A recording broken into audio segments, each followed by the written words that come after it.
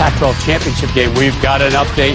JT Barrett finally playing his last home game, senior day.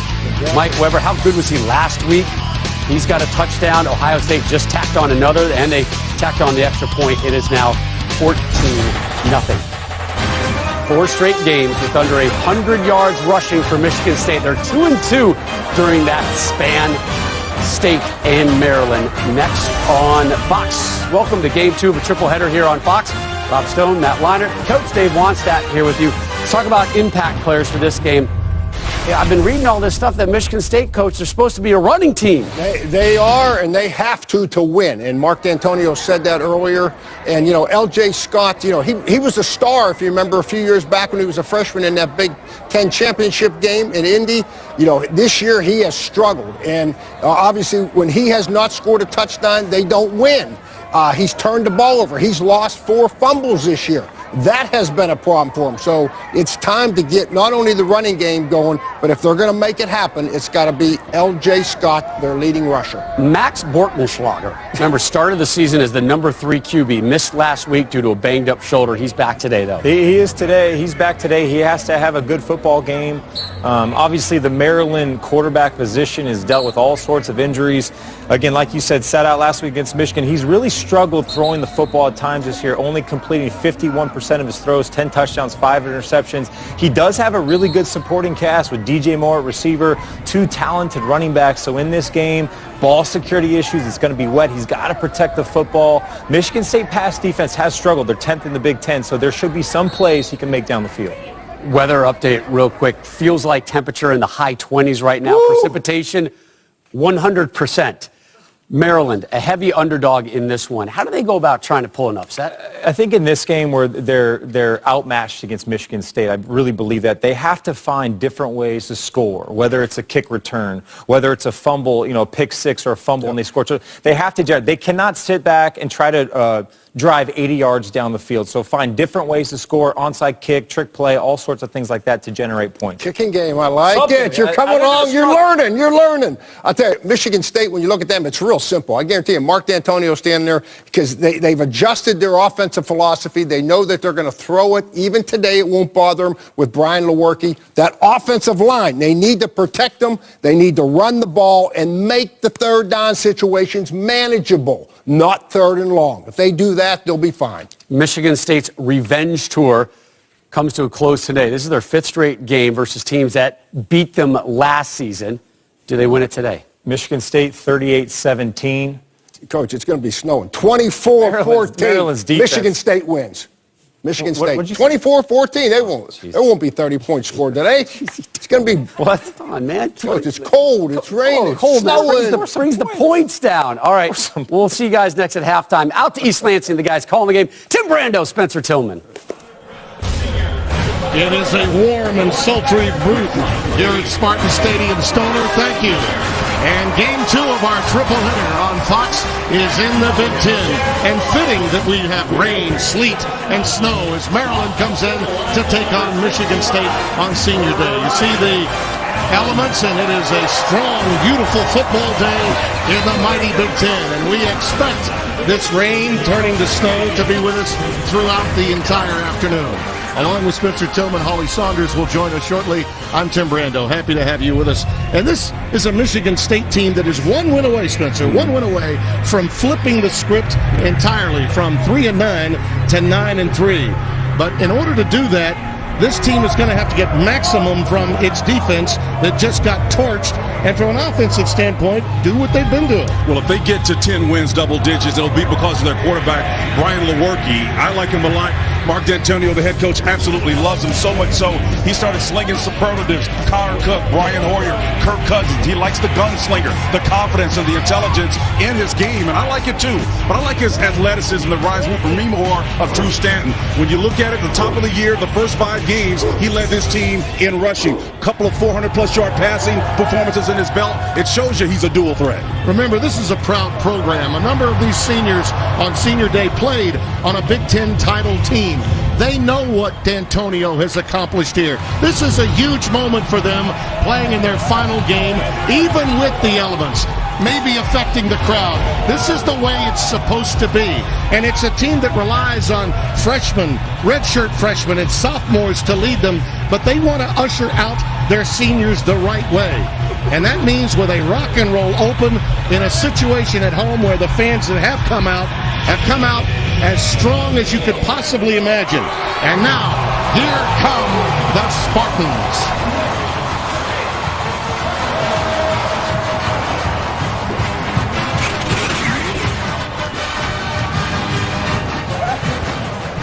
As we flip the script and take a look at the Maryland Terrapins, we've seen on our air a number of opportunities for them to win. A big win to open the season with Texas, and obviously the win at Minnesota. But the mash unit at quarterback has just been so difficult for DJ Durkin to deal with. If he can get DJ Moore, the big-time playmaker, involved, they've got a shot. Well, he really got a shot with him, and I love his game. I love everything about him. He's understated, but he makes you hear him with his performance. He leads the Big Ten in touchdown receptions at 8, as well as yards, 857. That's a big-time performance, considering the fact, as you've stated so eloquently, that the problems at quarterback have been a major issue. Don't forget, Holly Saunders will be coming up shortly. It's a matchup between the Terrapins and the Michigan State Spartans. Which one can get it done? Well, they'll meet at center of the field in a quick handshake, and that's it. That does it. Ohio State over Michigan State. Largest defeat of Mark Dantonio's career at Michigan State. Which one of these two teams comes back from disappointment best? We'll find out right now on Fox.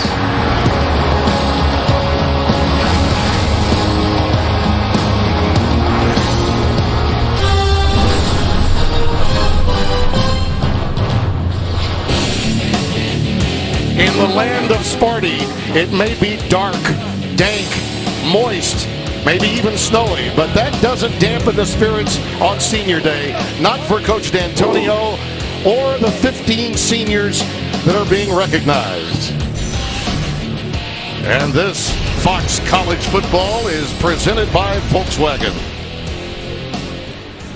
It is senior day indeed, but on the opposite side, this Spartan team, many of them coming out for that last time. I've always felt, Spencer, it's interesting they come out with carnations and they're about to play football. You got to go hit somebody in the mouth after all those kisses and hugs, but they're up to it. It's a small group, as you pointed out, just 15 seniors in this cohort, but they are excited and ready to get after it. On the other side, it has been a mash unit at quarterback throughout this season.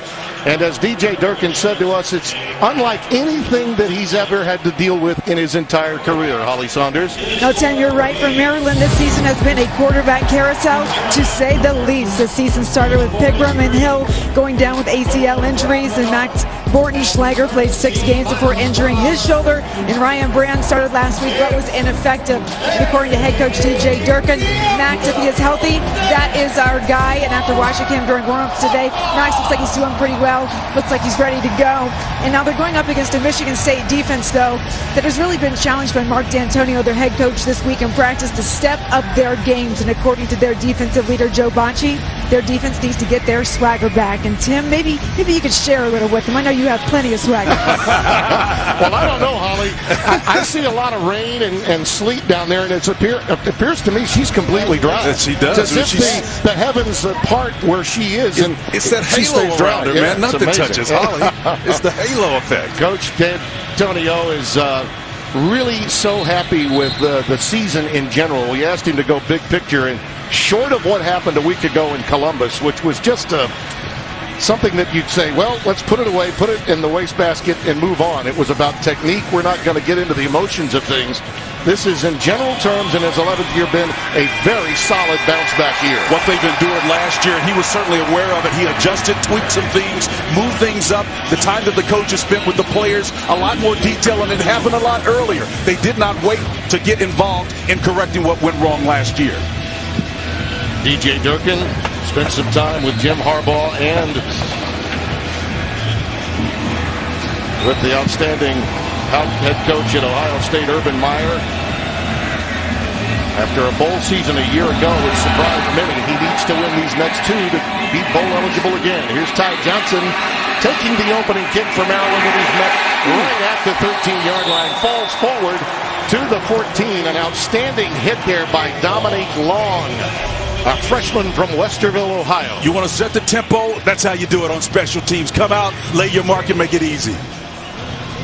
Oh, my. Freshman loved it. Now let's get some Tillman's takes here. Well, Timmy, it's about projecting confidence because of all the reasons you and Holly talked about, the issues in quarterback. DJ Durkin is concerned about how that's going to affect the other positions. Now, ultimately, Mike Tressel told us, the co-defensive coordinator said, these guys have got to strain consistently. Ty Johnson's in the backfield. And a beautiful run right off the tackle spot, the right side. Very effective. Chris Fry, the outside linebacker, a senior from Arlington, Ohio, finally drags him down. Here's part of the reason why they need to strain consistently on that defensive front. They don't have the stalwarts here when Pat Narduzzi was calling the shots, but they still got some young talents, some pups that need to grow up and play stout in those 3 techniques and 5s. This is a Maryland team that's very athletic, and this guy right here, along with the receiver that we touched on, DJ Moore, are the playmakers. But what about Bordenschlager, who had his moments, as we mentioned, directed his team to a road victory in a game we had a little over a month ago against Minnesota? Well, he started out number 3 on the depth chart, and again, because of that whole cascade of injuries at the mission-critical position, he's had to step up his game. He's capable, he's able. We've seen him perform well under pressure. Lorenzo Harrison is coming at setback now. And they go with a quick out. That one was nearly picked off. Tavon Jacobs, the intended receiver. And then on the tip drill, it was almost snared out of the air. I believe it was Dowell, number 5, that had the best chance at it here as it slips away. Well, it's about execution, about an opportunity to make things happen. Tavon has got to understand the quick game is going to be central to what they're going to try to accomplish in their offensive scheme because of the issues at quarterback. All of the playmakers are going to get the ball behind the line of scrimmage. Perhaps with the elements, they'll be able to make someone miss in space. Harrison remains the setback on 3rd down and 8. Just underway from Spartan Stadium. Bordenschlager swings it out to Jarvis Davenport. Slips one tackle at the 30, ahead to about the 33. Shy of the first down by at least 3 yards, and so it'll be a punt formation for Maryland. One first down and then done in the opening series. Second play in a row where they went behind the line of scrimmage again because of the elements and because of the difficulty at the quarterback position, trying to make the execution simple as possible. Well, if they don't have the slip up on the pass and they just slipped out of the hands of the receiver, may have had a better chance. Wade Less will boot it away.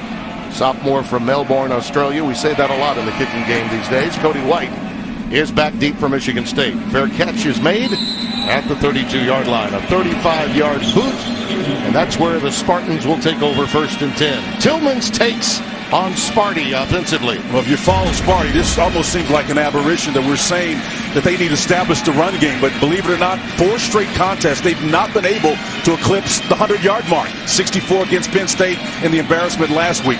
And then ultimately, you got to be disruptive if you want to keep this team on their heels and one-dimensional. If you're Maryland, as you said, Tim, those smaller athletic guys have got to be able to get in those voids and disrupt on the opposite side of the line of scrimmage. Well, Maryland's been gouged. They're the worst defense in terms of numbers and stopping the run in the Big Ten. L.J. Scott expecting to tote it quite a bit. He gets ahead to the 35-yard line. As you look at Brian Lewerke, this young man has a chance to be special. Sophomore from Phoenix, Arizona, throwing for 2,338 yards coming in.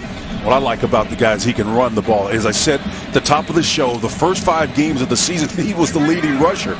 This guy can do it all. He can sling it as well. A couple of 400-plus yard passing efforts. He's a legitimate quarterback. 2nd down and 6. Spartans in the eye with Scott dotting it. Play action, and they go wide for Felton Davis. That one was airmailed just a bit, and it'll be 3rd down and 6. J.C. Jackson was over there covering number 7 for Maryland, the corner. Well, Lewerke's got to be in control in this early portion of this. It's senior day. Those emotions are all over the place, even though he's not among that group. Coach Dantonio understands that he's got a quarterback and an offense and an offensive line that is in a process of becoming much better. Only one senior on that front up there. They've had issues, and they know they need to batten it down. The quarterback is the guy to start it off for them. Spartans 41% on 3rd down conversions. That's 3rd in the Big Ten Conference. Out of the shotgun, Lewerke. Beautiful pass on a quick cross, and it's made. by Gerald Stewart Jr. And if you watch Lewerke use his legs to keep plays alive, Stewart is great on comebackers too. That's a gain of 8 and a first down. I like the fact that he moves so well in his pockets. Watch him get those eyes and then come back the opposite direction across the formation, following that shallow crossing route with his eyes. But if he needs, as you pointed out, Tim, to move in that pocket, sometimes it's always about getting that back foot before you get ready to release so that ball comes out with integrity. 1st and 10 from the 43. There's Scott. Now, you know, Coach Wannstedt touched on it in the pregame a little while ago. He stopped by Jermaine Carter. He's put the ball on the ground 4 times for turnovers, and it became sort of a mental thing. The coaches finally decided, Dave Warner, the offensive coordinator, said, look, go out and just play. You know how to secure the ball, and they're hoping that he can run with the kind of abandon he had as a youngster when he was part of a championship team here. 9-yard gain there. Well, I think he helps him in protection as well, as Dave talked about. If you notice on that last play, he actually came across the formation to get himself in a position where he could carry the ball. He can apply the same principles in protection. 2nd and 1. And Scott has the first down at the 45-yard line after the 3-yard gain. Isaiah Davis, number 22, making the stop for the Terrapins. Maryland gives up 36.2 points per game. That's last in the Big Ten, 115th in the FBS. And really part of the issue has been not just the size, but also the fact that they've been young at that position. And it's shown up from time to time. They've had their fair share of injuries to go with it. Scott remains the I-back. And that's what we're talking about. They've been gashed. And that's a first down. A saving tackle made in the perimeter. Right there. And a big block up front on the 13-yard gain. That saving tackle by Antoine Brooks. Well, you can see on the stretch play out here, that ball is going to bend and then come back out here. The vision to see the hole is what made it possible.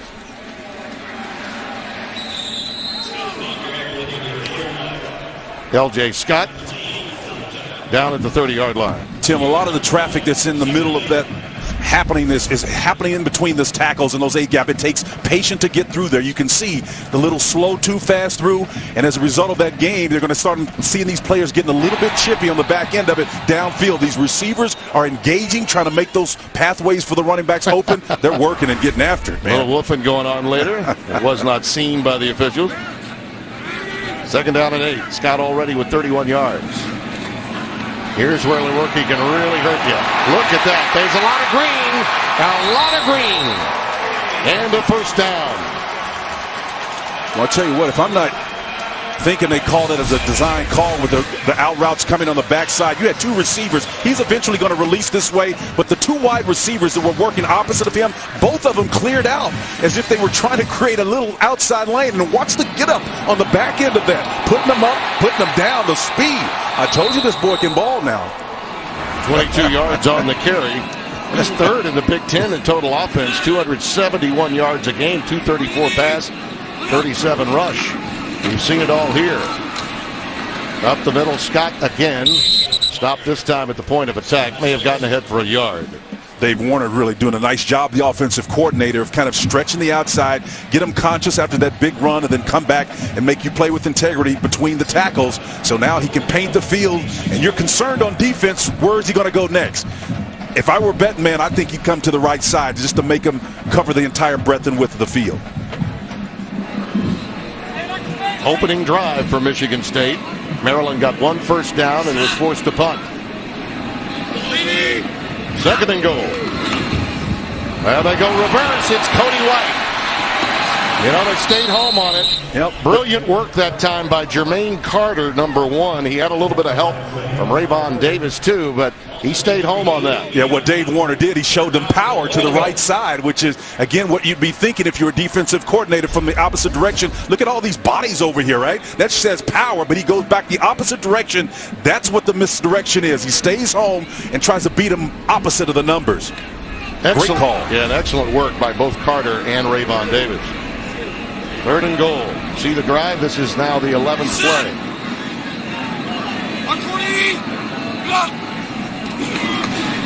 Going for the fade. Davis in the corner. Touchdown.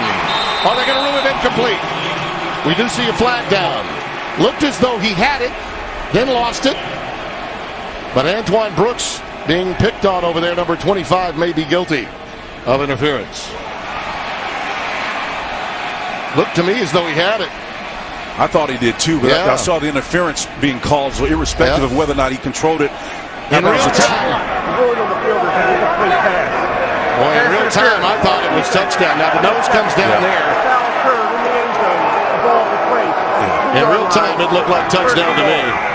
I don't think he controlled it down. I think the nose of the ball actually was in the turf, and I think he didn't complete the catch.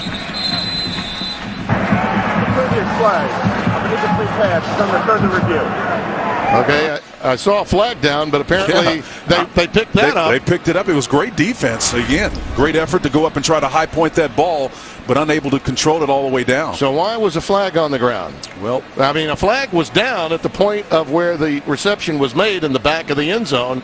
They have since picked that up. Now, I guess a flag could fall accidentally, but it was right there where we were. Dean Blandino is back in Los Angeles, and Dean, as we wind down in November, it's great to see you in a warm studio, especially now. What do you think? Yeah, it's good to be in a warm studio here, not in that rain, but the issue here is going to be control. I think this is going to stay.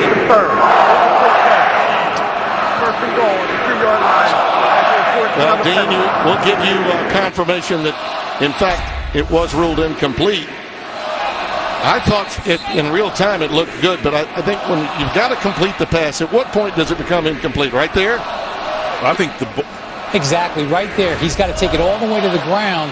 He doesn't have firm control of it. The ball touches the ground. That's why they ruled it incomplete on the field and confirmed it after review. So it is first and goal, but no mention of why the flag was picked up. There was a flag on the field. Well, he changed his mind. Yeah, first and goal. Yeah, I guess it happens. L.J. Scott remains the I-back on first down. Why not? Scott, touchdown.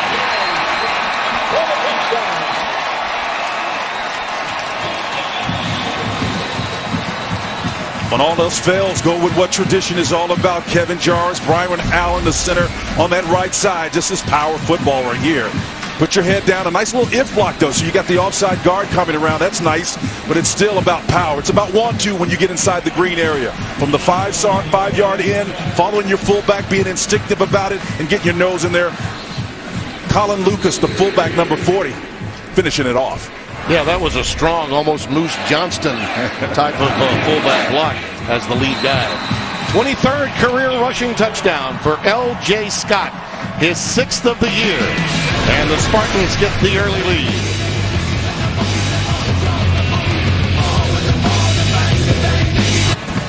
Fox College Football is sponsored by Ford, going further so you can.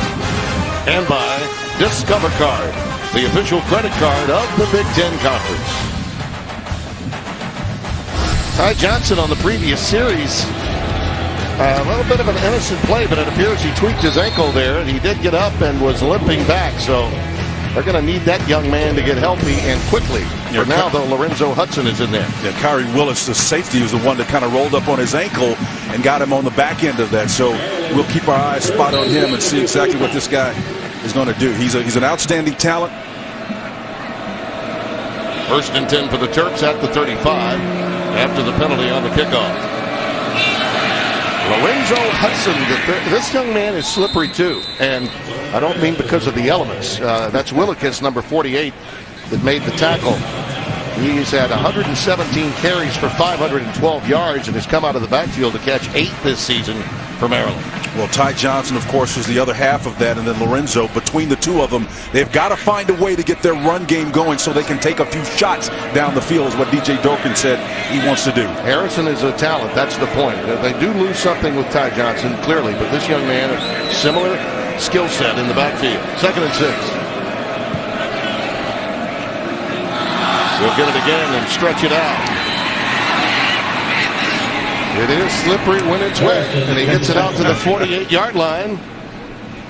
And now he quickly goes to, no, he was just checking with the sidelines. He'll get back out there, apparently. Well, he's trying to, first of all, he's running with integrity. He's got that ball seated, and Bocce tries to reach out there. He knows he should have had him on the back end of this, and he's frustrated. Boy, he's got that look, doesn't he?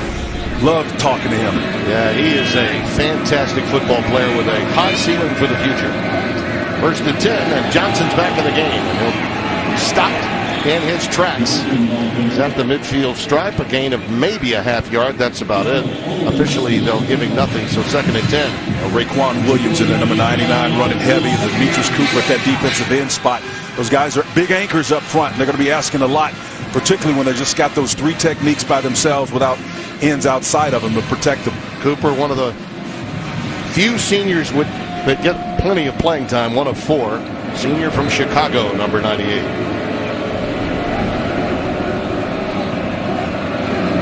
On second and 10, Johnson again burrows ahead into territory of Michigan State to the 48. A little extracurricular activity going on after the play with Fry involved. I love Chris Frey, number 23, came down out of his position and really filled that gap up. That's really what playing great defense is about. It's about gap integrity. Everybody fitting yourself and your responsibilities like an index finger in a glove. Every position, every digit has got a void. Fry, very much like Bocce, is a leader for this defense. Harrison back in the backfield on 3rd and 7.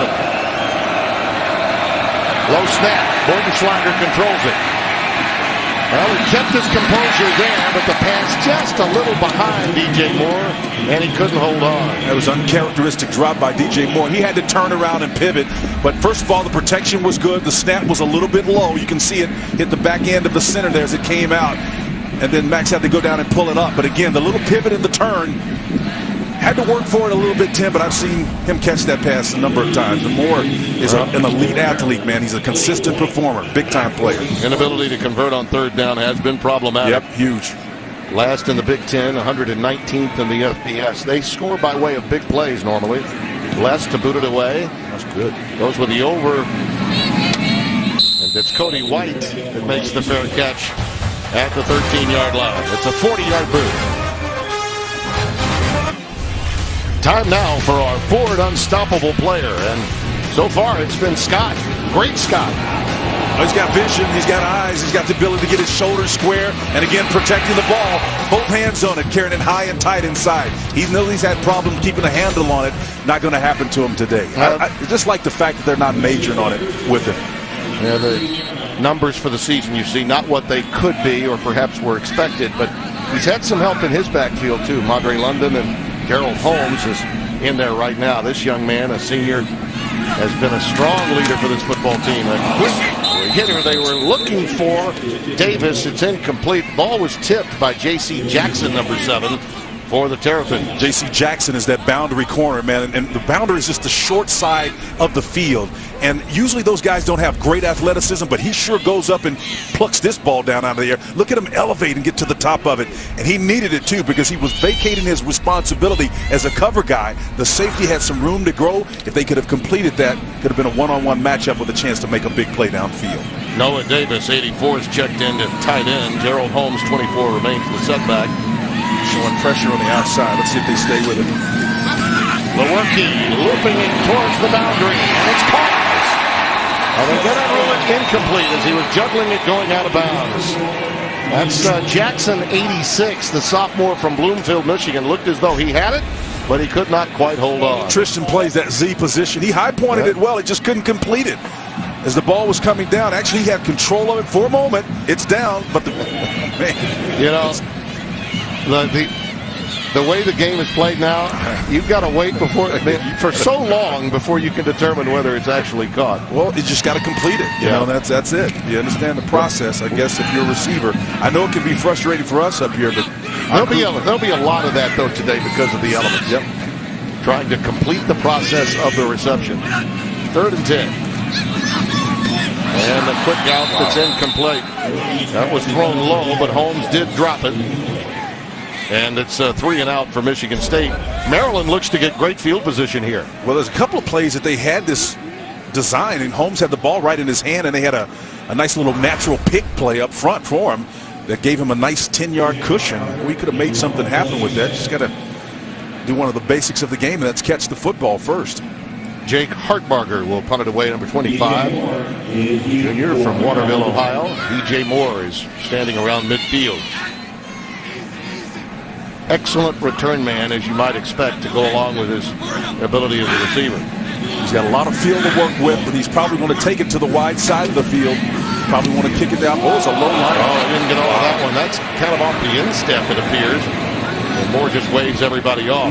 They'll have it at the 44. Wow. That one needed help on the ground to become 31 yards. You've heard of the Shanks? Sometimes I have the Yanks. That's a kicking version of the Yanks in golf right there. Second is sponsored by AT&T. Tim Brando, Spencer Tillman, Holly Saunders here at Spartan Stadium. 7-0 Spartans lead. Look at the most different quarterbacks to start. You don't want to have this dubious distinction in college football. Only Kent State and Ball State can match with Maryland.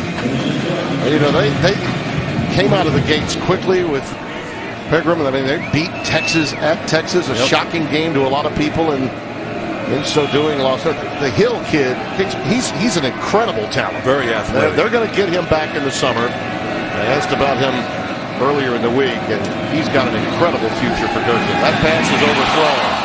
Sailed a little bit, intended for Tavon Jacobs, number 12. They're getting the looks that they want. Again, Sparty's showing them pressure on that look, and Max has got to be able to be a little bit more patient and understand and be in communication with his receiver, get his head around, and then deliver that pass, because that's a classic pressure package that you want to get that quick pass out.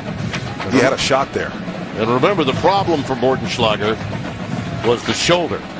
That's why he was out, and the youngster Ryan Brand was out there last week. He got ankle problems and shoulder problems, playing with pain today. 2nd and 10. Play fake. Looking long. That's more. Dowell in coverage against DJ. I love the idea, though. Just 2nd down and throw it deep. Well, you see the isolation down here, and it's coming up in the middle in the hash. But again, the nice little up route just to push him wide enough past the hashes so he can get vertical. He just turns the wrong way. I think part of what affected that was the ball being released and the pressure by Sparty up front that caused it was problematic. Raekwon Williams chief among them. There's a lot of wind out there too, Spence. These guys are dealing with a lot of wind to go along with the elements. 3rd and 10. Lorenzo Harrison back in the game at running back.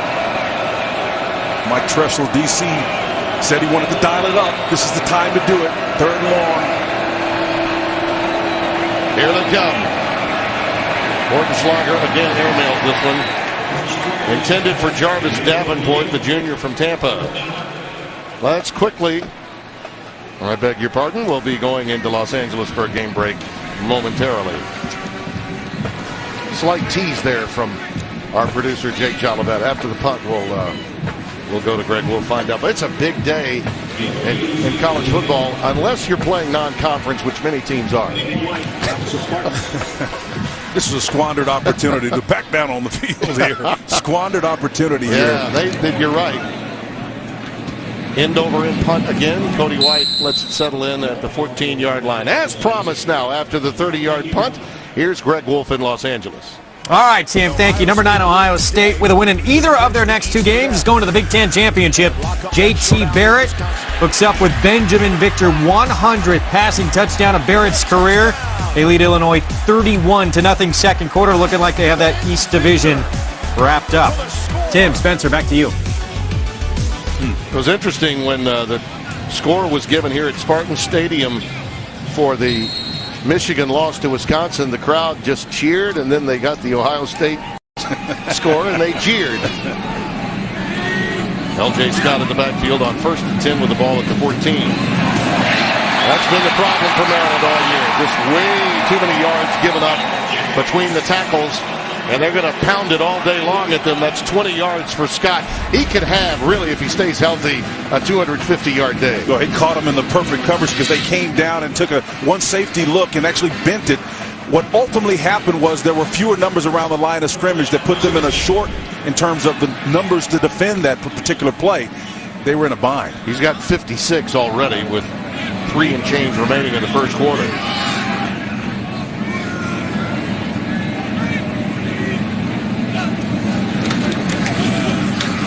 Drives to the right side this time. They were able to answer.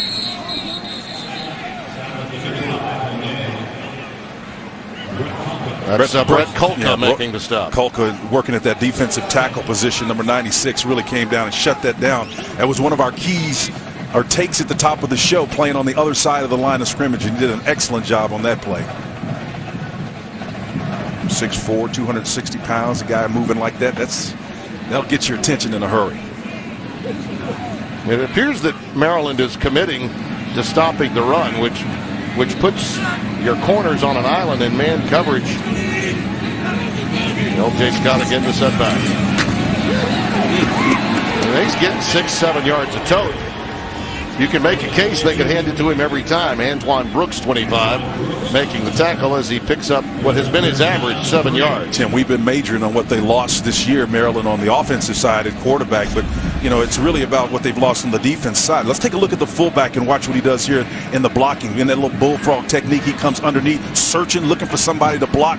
That's what you look for, instinctive running style for a fullback to find somebody to put a hat on hat. That was Joe Galange, and to go along with Colin Lucas, those two guys have done a really nice job.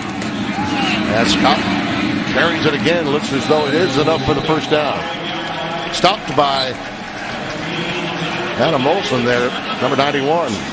40-yard pickup. Timmy, to close that thought out about what's happening to Maryland, it's not just what's happening on the offensive side of the ball. Jesse Anabottom, their buck linebacker, who was a top tackler last year, the heart and soul, they lost him earlier in week 1. McLean made that stop. Adam McLean couldn't read my own writing that time. 2 minutes left. It's been a long season, folks. L.J. Scott is in the backfield out of the I formation, and we've got a false start, it appears. False start. Offense, number 61. 5-yard penalty. First down. I really enjoyed that's Cole Chewin, 61, that was had one of those last week too.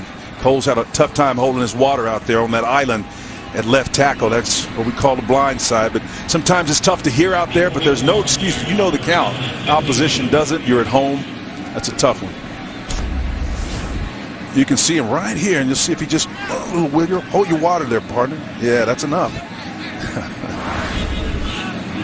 First and 15.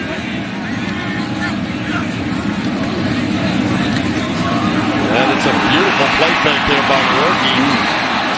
I mean, that was just a thing of beauty. Sleight of hand in the fake, and he gets out all the way to the 47-yard line before being knocked out by Antoine Richardson. Richardson given a little business there at the end of that run, and I don't think they appreciated it either. And the flag came down. Yep. Nice little inside zone read. After the play, unsportsmanlike conduct. Defense, number 20. That's his first of the game. 15-yard penalty, automatic, first down. I think it was more the woofing than anything else. Right here, watch right after the case. That's what it is. When you get the little sign, safe sign right there, really says you're not getting anything over here. That's just a little bit too much. He's really fortunate he didn't get called for targeting on that, because I think see the extracurricular activity there again, just a little no. That official there, the side judge, is the one that got him. Scott and Hayward are in the game. Inside the 30 to the 27-yard line. You know, that moment you were just describing, Spencer, I think these guys see on Sundays. Guys do that, and it doesn't get called. Well, this is college football, man, and you're going to get called for that every time. And, I mean, anybody that says that's being picky is watching way too much NFL and not enough college football. They're going to hit you with that, unsportsmanlike, anytime, especially when you're on the opposing team sideline. Well, you know how I feel about it. I want the guys to be able to celebrate a little bit. I know you do, but this is a different game. Scott gets it to the 25-yard line, and that you make a point. As I said, that's a different topic for a different day. Well, it's a great topic, but everything about this game seems to me at this stage seems to be almost opposite of what the intent is on a lot of levels. It's almost counterintuitive. You know, you see the targeting numbers are going up. Yeah, it's amazing. How do you not? And it's not surprising that they're going up. And you know the coaches are trying to coach it better. The first quarter. We've come to the end of one. Michigan State leads it by 7 and are driving again on a cold, wet, sleety, snowy day in the Big Ten. Just the way you like it. The second of 3 on Fox today. 7-0 Michigan State as we open the second quarter. Spencer, that looks like snow. Oh, chestnuts. Yeah, but I'm not sure. We got to get an official report from Holly Saunders downstairs. We open the second. It's 3rd down and 3. And it's a beautiful fake, and it's a touchdown, Lewerke. How about that play fake? I guess we'll find out from Holly later. 25 yards and a touchdown. For the third play tonight, we've seen the running prowess of Lewerke. That's why he's so dangerous. That's why he reminds Mark Dantonio of Drew Stanton. You can see, again, the inside zone read is what he fakes on, and he just keeps it underneath.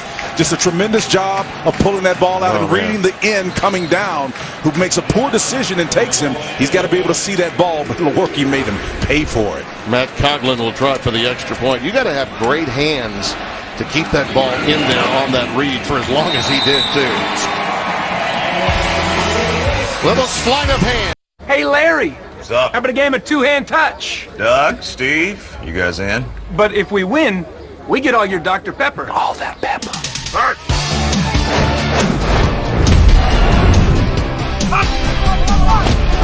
You guys can't win. You got one play. I'm open. Bailed out again, Flutie. Let's go, Dr. Pepper. Hip.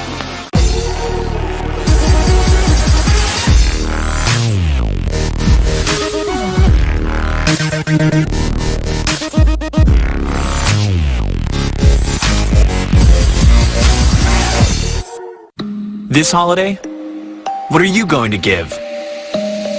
Give 30 more seconds on your Peloton. Give them something to see. Give them the one thing that will make them give it all. Give the gift of Peloton. You can see what you like, but you're not mine. 'Cause I've heard it before 1,000 times. You can break my balls, but you'll never. While other insurance companies just see a truck, State Farm sees something you've worked really hard for. So why not give it the protection it deserves? State Farm. Just what you see. How you feeling? I have chronic low back pain. I've tried ice, I've tried heat. Are you ready for a game changer? I am ready. Smart Relief from Icy Hot. It tingles. You feel it? Yes. I can't feel the pain right now. Icy Hot Smart Relief. Oh. Not every rivalry is a fair fight. Like Wendy's beef with the other guys. While they thaw out, Wendy's goes all out, serving fresh beef for nearly 50 years, which is why true hamburger fans side with the official hamburger of the NCAA. Fox College Football is sponsored by Kia. Hurry in during Kia's Light Up the Holiday Sales event, offering soon. And by State Farm, here to help life go right. Well, we're going to get confirmation. It looks to, well, let's get the confirmation from Holly. Is it snowing, Holly? Yes, Tim, it is. It's been teetering right above freezing the entire game. We went from rain to sleet to full-on snow now, and the wind is gusting. It actually turned my umbrella inside out right before the game started, so players are dealing with that too, and the fans out here are the true Spartan fans. I have to say, when I was a student athlete, I would have been in my dorm watching right now. I would have been here. So exactly how did you play golf at such a high level in all of this, Holly? How did you do it? Coach told me to. That's what happened. My feet are freezing, my toes are freezing. Let's do that. It's been a homecoming for her. A number of years, Holly played collegiate golf here. Was also an outstanding basketball player. She made her way in, and here's the kick.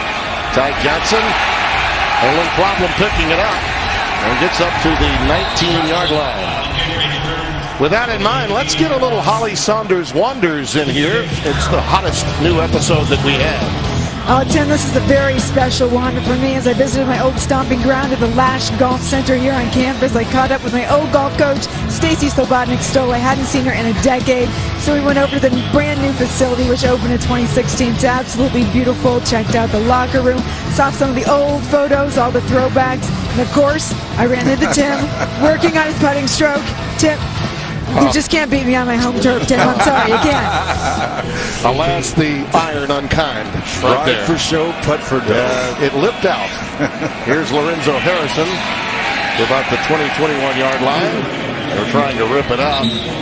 It was great. There's Holly, a part of that Big Ten championship team from 2005 to 2009, and it was great to see her in her element yesterday, Spencer. They love her yesterday. The cameras were around, interviews, and all that good stuff, and the seasonal elements just makes it all that much Holly. She was also, we should say, as an adolescent, she was a Wendy's Heisman winner in middle school, too.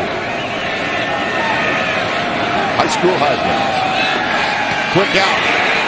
DJ Moore in a lot of trouble.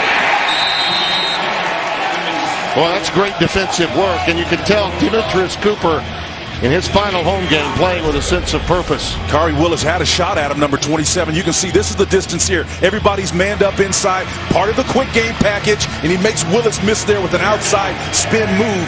Just need to get more explosiveness down the field after working so hard to get the ball seated. I like the design of what they're trying to do offensively. They just got to get past that man-to-man coverage. How quick was Cooper from that defensive end spot getting over there to make the stop? 3rd down and 9.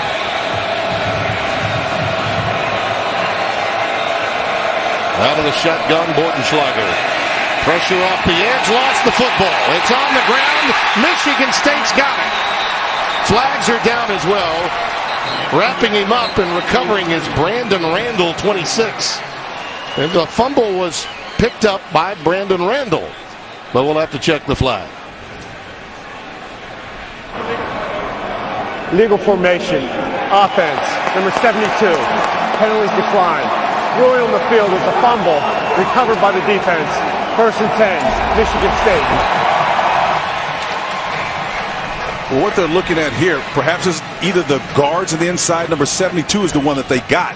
I'm not sure if his heels were off the line of scrimmage so as to not have 7 on the line of scrimmage. He should have been there, but they called it on 72.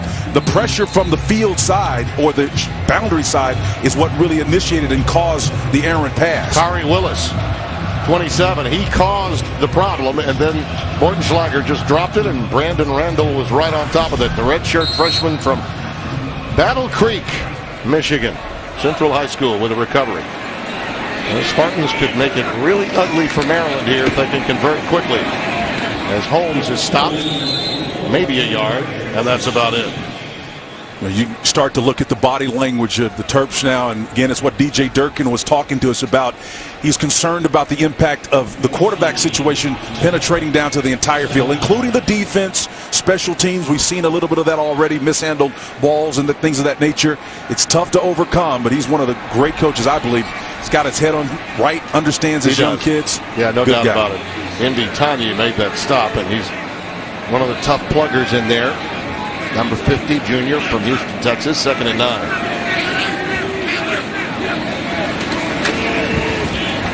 Holmes. Running heavy, man. Is he ever? He's not down yet. He kept himself up just with some leverage with that left hand of his. And it's 1st and goal after a gain of 14. If you're looking in the dictionary at yak yardage, if there was an image, that was it on that last play. 7 additional yards after contact. You can see it happen here. Bang, bang, bang. And they're going pace and tempo back at you. Holmes just shy of the end zone. Ball popped out late, but I think they ruled him down. See a Terrapin running out of there with it. I believe that's Jackson. But I believe they ruled him down. Well, they are saying it was a fumble. Wow, it's Rayvon Davis that came out of there with it. Boy, what a break. That's huge It for appeared him. to me that he was lunging, but a lot of times when you lunge with the ball, you can lose it. He was lunging to try to get over that line, and you see it was knocked out of there. It was knocked out by Jermaine Carter, number 1. That is a fumble. Big break for Maryland. Wow.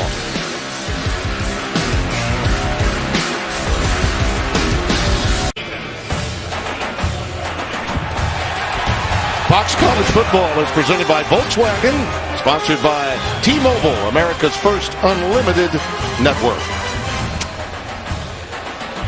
It was announced that the ruling on the field was fumble, but Rayvon Davis was down at the 1-yard line officially. He got up and rolled out to about the 19-yard line before being stopped. Good call. It was a fumble, and Jermaine Carter was the man that made the hit to loosen the ball, but he was down there. You could see Davis on the field, but a big break nonetheless for Maryland. They were going to be down 21-0 at Michigan State converted. Yeah, it was Shane Cockrell, number 18. The Sam outside linebacker was the guy that was underneath them that prevented it from being ruled down. Kept that ball alive. Lorenzo Harrison is in the backfield. Remember, Ty Johnson tweaked his ankle early in this game in the opening series. He's been back in a time or two, but sharing the load with him, Lorenzo Harrison, they've been doing that all season long. Clock operator, please put 12:10. 12:10 on the game clock. Thank you. Jerry McGinn is our referee.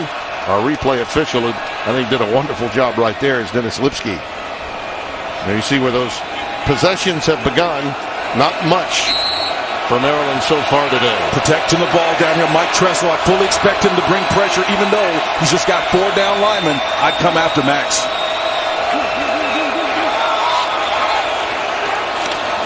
High snap, quick handoff. It's Harrison. And he jitterbugs out to the 10. That's a great run. He's a yard shy of a first down. Justin Lane, number 2, making the tackle, the sophomore from Cleveland's Benedictine High School. You know, Spartan linebackers have got to really be disciplined when they play. They're trying to lobby for calls and missing their assignments. We talked about that with Joe Bacci, the stalwart in the inside last week, about missed assignments. That's what happened on that play. Well, a slip that time by Harrison as he tried to get outside on the edge. And Juan Simmons over there making the tackle. You know, there are a lot of good backs that can run in bad conditions like this. Natural field surface, you want to keep your feet underneath you, not cross over and try to cut back the opposite direction. You're going to lose your footing every time. One of the few natural grass surfaces you'll find in college football, and alone in the Big Ten. Agricultural background here at Michigan State. Ty Johnson is back in the game. Purdue has natural grass. It's one of the only 2, very few that we have in the Big Ten. We were at Purdue earlier this year. Quick popper for Ty Johnson.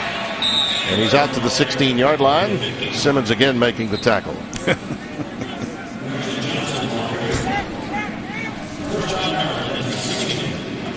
It's the first 3rd down conversion of the game for Maryland.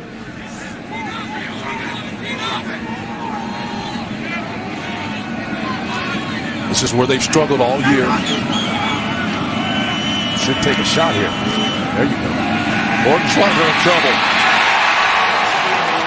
That looked like a busted play. Kenny Wilkes comes in to make the tackle. It looked as though he was ready to make a play-action fake. No one was there. Whether the execution was poor or not, I think the dial-up of pressure by Mike Tressel, the defensive coordinator for the Spartans, dialed it up perfectly. It wasn't a zone blitz combination, but he had his linebacker to the field side, really hunting them in what they call a green dog concept. If the blocker doesn't come your way, you're free to go to the quarterback and try to make a play. 2nd and 17 after the loss of 7. Johnson stopped in his tracks by DJ Turner. Morrissey coming up, number 10.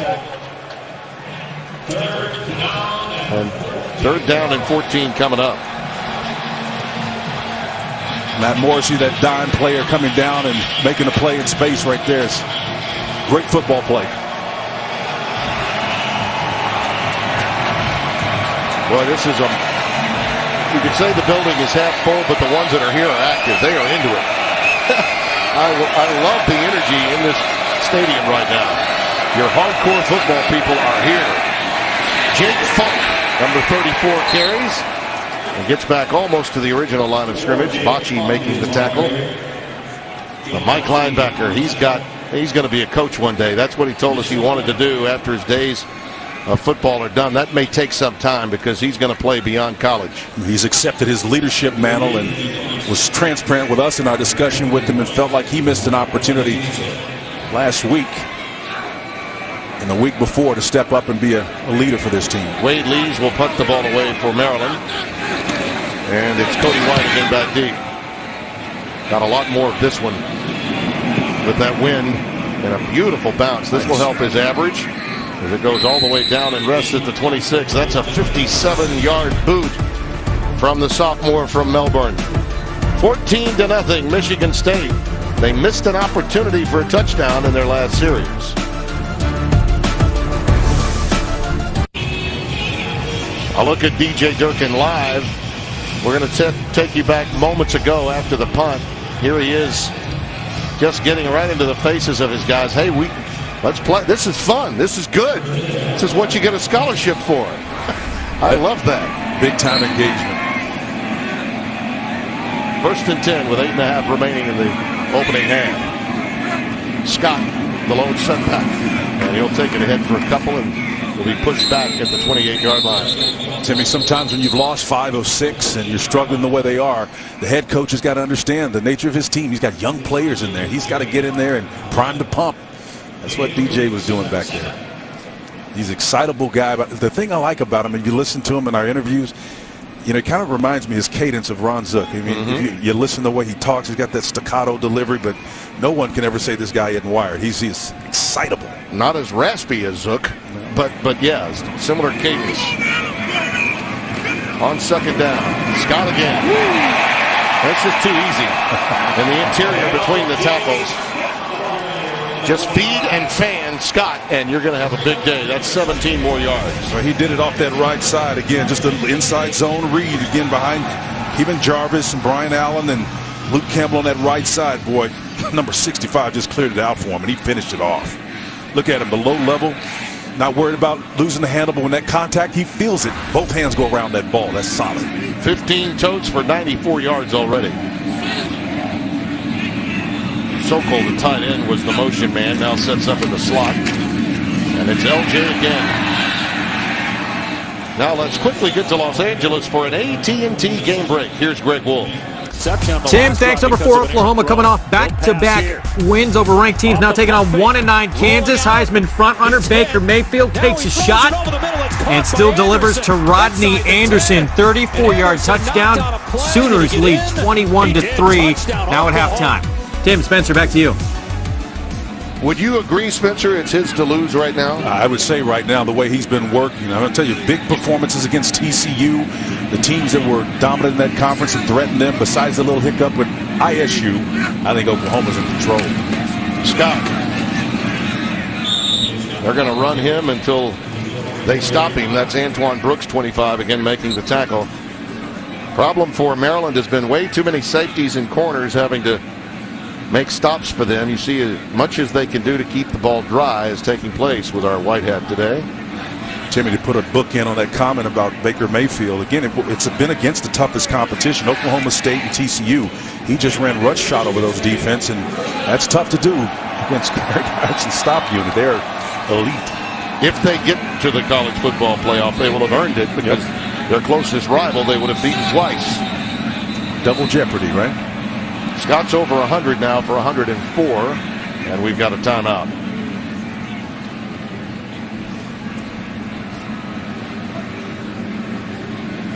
Or at the very least, a conversation that is giving us a timeout.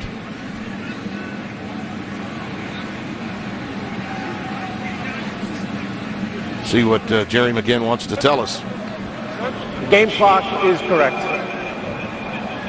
Well, I'm happy to know that. At least we're absolutely assured that 6:21 are remaining. That's a career high and a half for Scott. By the way, Lewerke is now the 7th quarterback in Michigan State history to rush for at least 400-plus yards. He's only a sophomore, Tim. Nothing doing this time. They were ready for Scott. May have actually lost yardage that time. That's Chandler Burkett, 92, with the penetration, the senior from Panama City, Florida. Talk about Lewerke again as we look at Burkett. He's a stalwart in this defensive unit again. Quarterback's turning his back to coverage. A little slip there obviously affects the execution, but the defender's got to pay it off as well, and he does a tremendous job there. But to put the book in on your quarterback comment a minute ago, there are about 6 sophomores in that category of having 6 more games with 200-plus yards. He's one of them. He's going to be an asset for this Spartan recovery.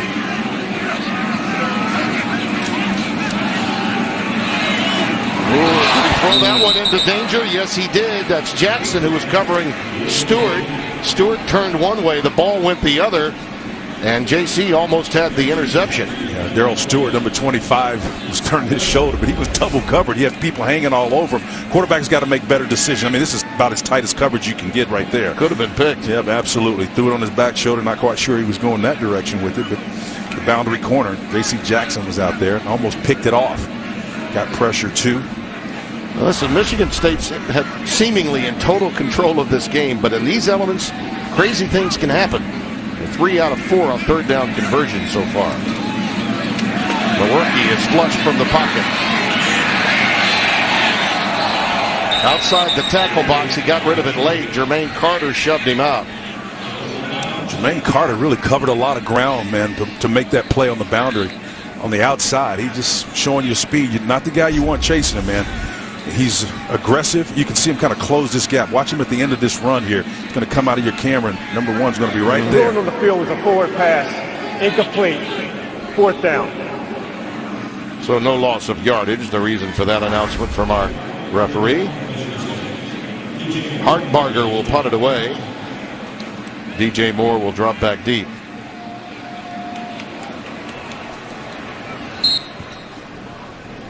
For the time being, it's warm enough that you don't expect the snow to settle on the ground, but the temperatures could dip below freezing before night's end. This boot is high and end over end. Moore's going to have to let it go. The bounce is... Nice job. Boy, how good was that? How about that work? 44-yard boot, and down there to down it, T.J. Harrell. That's magnificent work by him. We'll be back. Up on the State Farm halftime, Wisconsin scored their biggest win of the season. Miami nursed a Notre Dame hangover, and it almost cost their title hopes. Plus, Baker Mayfield has gift-wrapped a Heisman-elevating type game. Tim Spencer, we'll see you at the half. All right, Rob, thank you. Just so you know, this looked like a remarkable play, but the ball cannot pierce the end zone line. If it does, it's a touchback. It took them until we went to break to determine that that was in fact the case. Therefore, the ball after the touchback is out to the 20-yard line. So it's 14-0. Maryland with much better field position. And what was presumably a wonderful play by Harrell goes for naught. And nothing doing for Ty Johnson against Joe Bocci right there. As an old special teams guy, I was looking for TJ to celebrate that one, man. It was a tremendous effort of him getting down. Injured player. Offense. We've got an injured Terrapin on the field. And so oftentimes when you're in the elements and a play like that occurs, it may take some time for the officials to accurately handle the call. It was a good call, no doubt about it. But in real time, it appeared that Harrell had done the job and the ball had not pierced the end zone. We're looking for, we cannot find the numeral of the player that's down. Appear to be an offensive lineman, and that's Brendan Moore, who's the center. That would only aggravate the problem for a third-string quarterback when you have to bring in a younger center to take over for him. Yeah, Johnny Jordan, number 73, would be the backup, but again, freshman. He's young. 64 is the number, the junior from Austin, Texas. Well, that's him right there, and he just does a nice tandem block here. He's reaching to help his left guard, and he just falls down. Looks like a non-contact injury, right? Wow. Which only makes it worse. Whenever you see a non-contact injury like that, he had already disengaged from his block when he fell down. The two guys actually went down on that play. I'm not sure who it was, but that looked like an 80 number. But obviously the center went down. I'm not sure if they stepped on his foot. Two players went down on that, but the center is the one that's down now. So Avery Edwards was the other player that got up, number 82, as a tight end. But 64, Brendan Moore, the center, of attention right now. Such a huge sequence coming up for Maryland from an offensive standpoint now with 4:53 remaining. They have not been able to put together more than a couple of first downs in succession in this half. And the crowd responds to him as he's able to get himself off of the field under most of his own power. That's a good sign. Yep, 25 straight starts for him at the center position. And again, that's what you're losing when he walks off the field. That's continuity, connection between the quarterback where you're already. Tim, this has been tough for them. 9 quarters into the year, they were already down to their third quarterback. And there you see Jordan, the freshman from Leesburg, Virginia, now called upon to make the calls at the line of scrimmage for Bortenschlager. All the coverages, the center's responsible for that in this offense. Ty Johnson has just stopped after great penetration from Cooper 98 and Bocce 35. Odd that they would run right up to center behind that, man. Let him get his sea legs and maybe go off tackle, but Bocce made him pay for it. Number 35 right here comes and feels his responsibility. He senses the reach block, the ISO, puts his nose right in there. That's how you play the technique. He's going to get better at it, loves the weight room, smart, good-looking kid. Good play. Yeah, not particularly good at video games, admittedly. 3rd and 10. Well, he was ready to call of duty on that play, that's for sure. Really good. Moore goes in motion, splits to trips at the top of your screen. They go underneath with a middle screen. Caught him on a blitz. And that's Moore, just shy of the necessary yardage for the first down. Got tripped up. After the 8-yard gain, it'll be 2 yards shy of a first down. Yep. Mike Tressel called up pressure on that one. Again, nice job of getting that ball over those high hands, trying to deflect it down, and Moore comes down with it. Can't get past that first and last line of defense because that wasn't nothing but air and opportunity. David Dowell, 6 credited with that tackle, and it was, you're right, a big one, the junior. Maryland only 60 total yards of the game. Lees boots it away. High spiral here that goes out of bounds. Well done by Lees. So with 3:21 remaining, the Spartans get it. And take a look now at the current Big Ten standings presented by Discover. Wisconsin now, it's going to be hard for the committee to not allow them into the top 4 now. Yeah. After the destruction of Michigan and the game that Gus and Joel had preceding ours.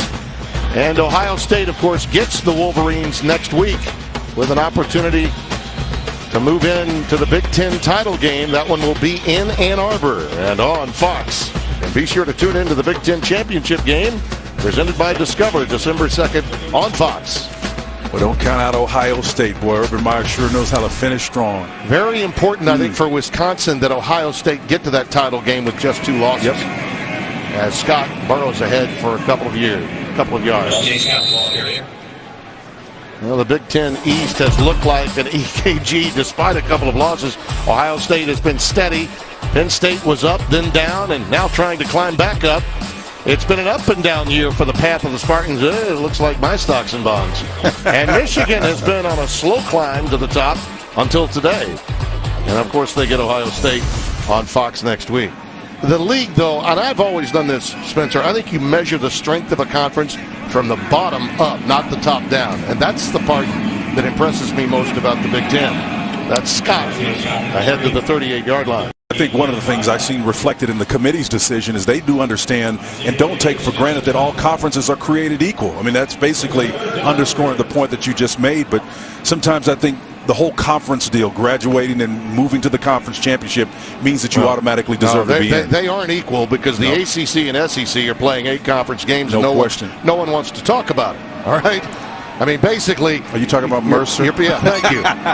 Who else can get away with playing Mercer this late than Alabama? Who besides Alabama gets away with playing a team like Mercer? Ahead to the 40-yard line, L.J. Scott. And, you know, you can zing me all you want, but we need, and even Nick Saban himself has said it. Nick Saban has said it. We need to play 9 conference games. If you're in a Power 5 cartel, you need to play the same number of conference games. Timeout, Maryland. These teams are trying to get their ultimate goals taken care of today. For Michigan State, it's a chance at double-digit wins and a complete turnaround from 3-9 to 9-3 in one season's time.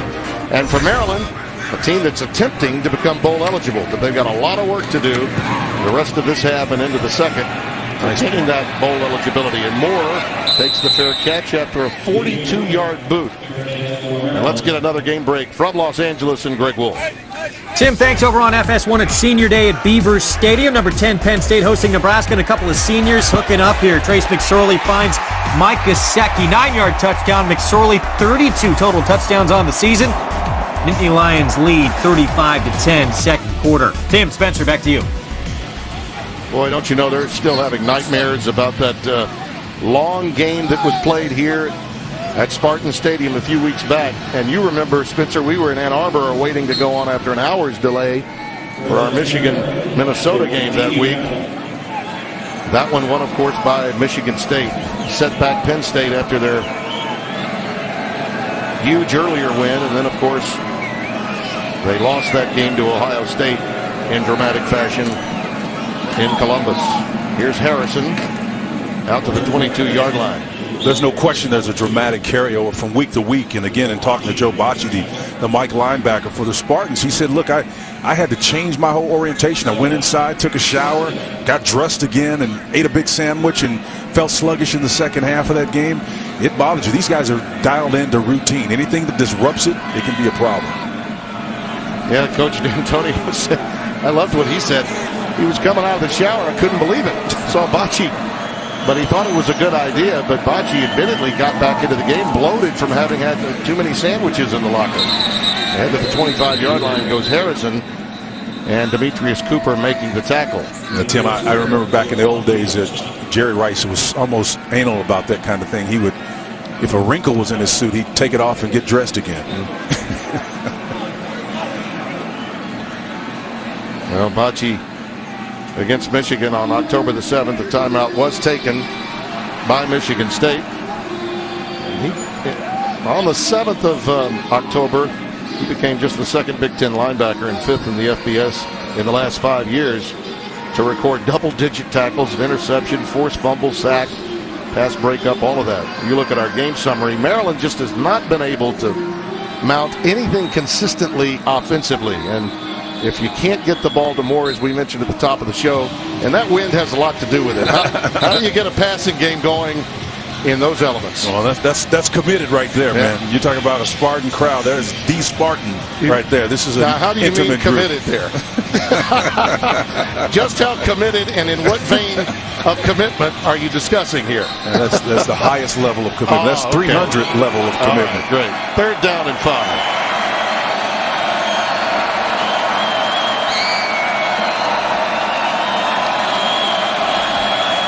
We've waited a long time for this play.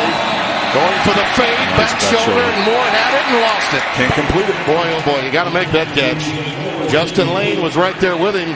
It was to the back shoulder, and it's for a nice gain. Gives you midfield all before the half, and a player of his caliber has got to make that play. Well, Justin did a nice job of defending. Typically, he's the field corner, means he's got more space to cover. But again, the short side of the field does a nice job kind of in a narrow space of defending without drawing any attention to him. And, of course, the yellow flag didn't come out. That's good. That's a good win. Nelson, 13, and White, 7 are back deep. 28 plays run by Maryland, 64 net yards. As Lees boots it again low. And it hit like a Mac Daddy lob wedge from Callaway. Went sideways, didn't it? It stopped on you. 38-yard boot for Lees. And down at the 39-yard line. It is tough in these, we were hard on the receiver there, Moore, but look at that. It'd be hard to catch almost anything other than a cold with those kinds of conditions. I love these fans, though, don't you? Oh, they're committed, man. You don't think they're fun. Look at the smile on their face. Yeah. It's freezing out here, man, and they're smiling, dancing. And by the way, if you're home and you're watching on HD, you're like, how cool is this, right? I'm not there, and I'm enjoying watching this. That's the way you appreciate 4K, right? 4K, you can see those flakes. Stewart was in motion, goes to trips at the top for Lewerke. This is where he's devastating right here. Reverse pivot, and now looking for Scott. And a marker comes down. Thrown right where you'd think interference will take place. He knew where it was. Bit of a back shoulder throw, too. Isaiah Davis, 22, may be guilty. Cole Chewins was making that possible. Number 61. You're going to see him stay active here and give the quarterback a chance to get out of the field. Stays locked in and engaged on a nice in on that outside. There shows you the ability to stay long enough engaged to get his quarterback to get the ball downfield. And Davis is, in fact, guilty, as you heard there from Jerry McGinn. No, man. That's every week, Spencer. Splitting hairs, every week, the subjective decision on what constitutes pass interference, offensively or defensively, we continue to debate in the college game. Hayward and Scott come flanked, and Maryland's going to take another timeout. Maryland. That's her second of the half. 30-second charge. I think the fans are booing because they want to go down and get some hot chocolate. Want to hit the portals, baby.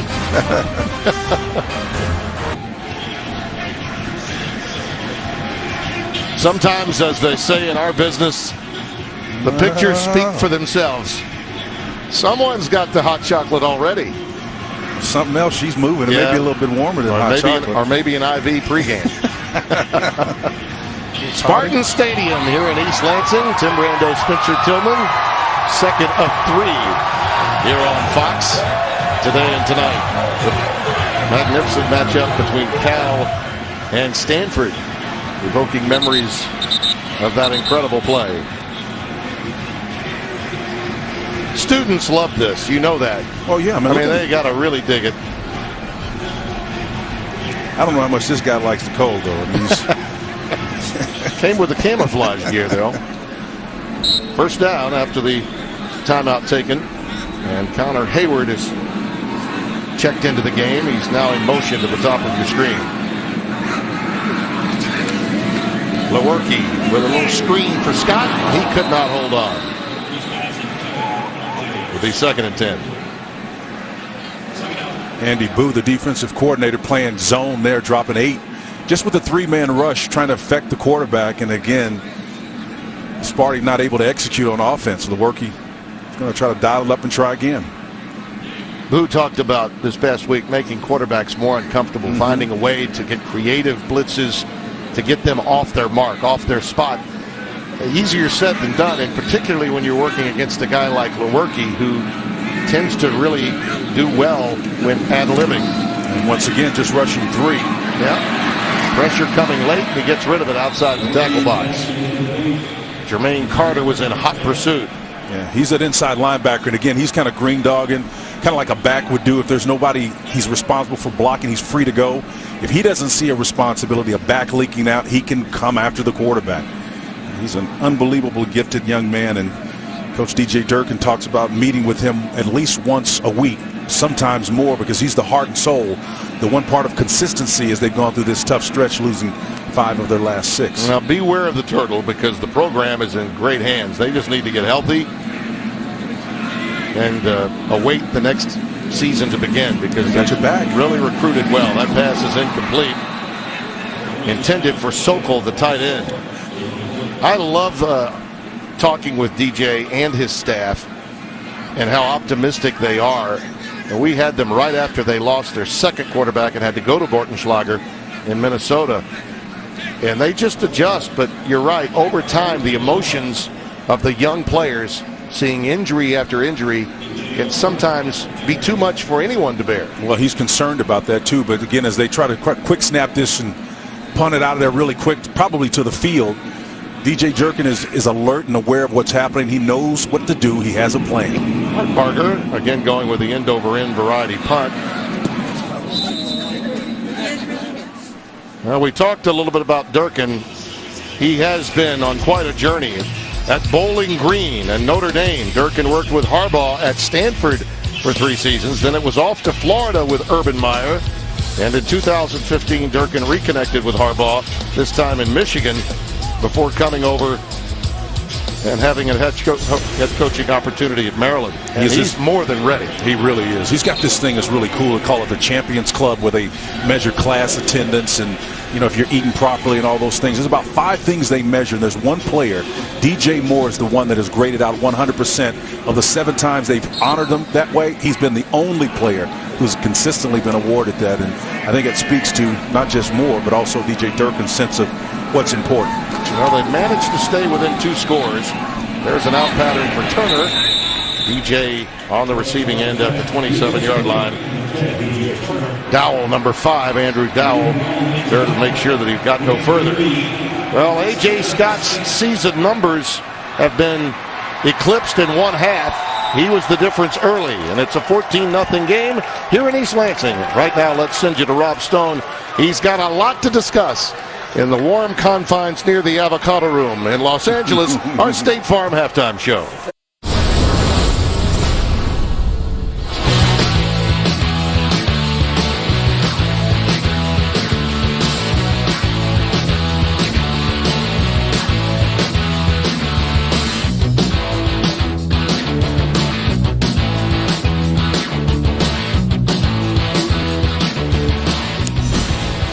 In settings like this, you can call it cool or ugly.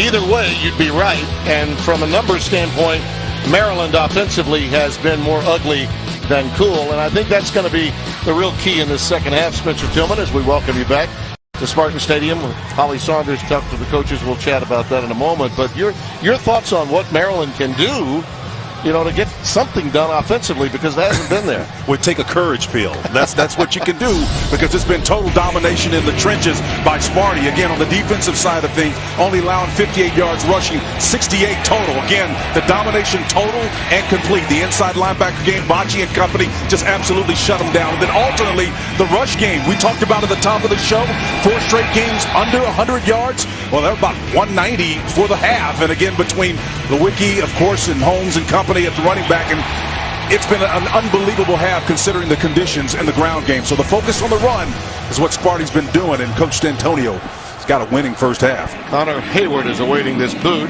Takes it from about the 7. And Hayward is out to the 28-yard line. Let's go down to Holly Saunders. Holly, what did the coaches have to say?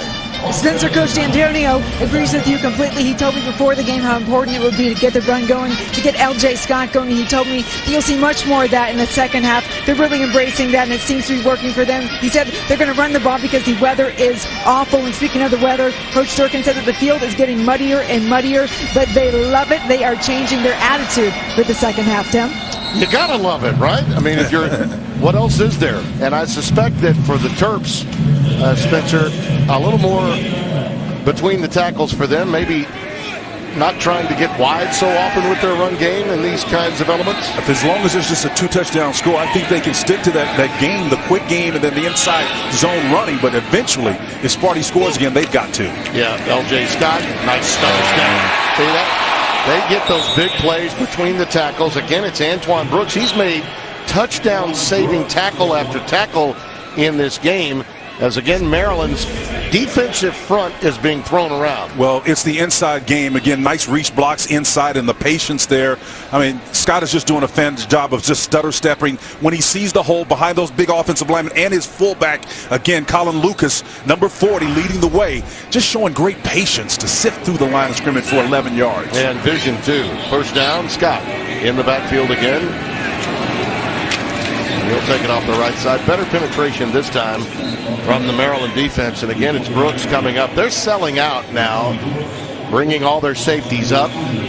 You'd think at some point a play-action pass would be right there. But in these elements now, Michigan State is operating with the wind, and it's a 25 to 30 mile per hour wind that's maintained in this incredible day that we've had so far.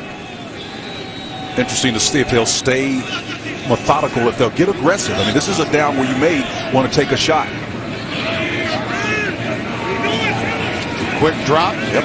Fading it. Good call, partner. Looking long along the sound line, but Cody White was the intended receiver, the freshman.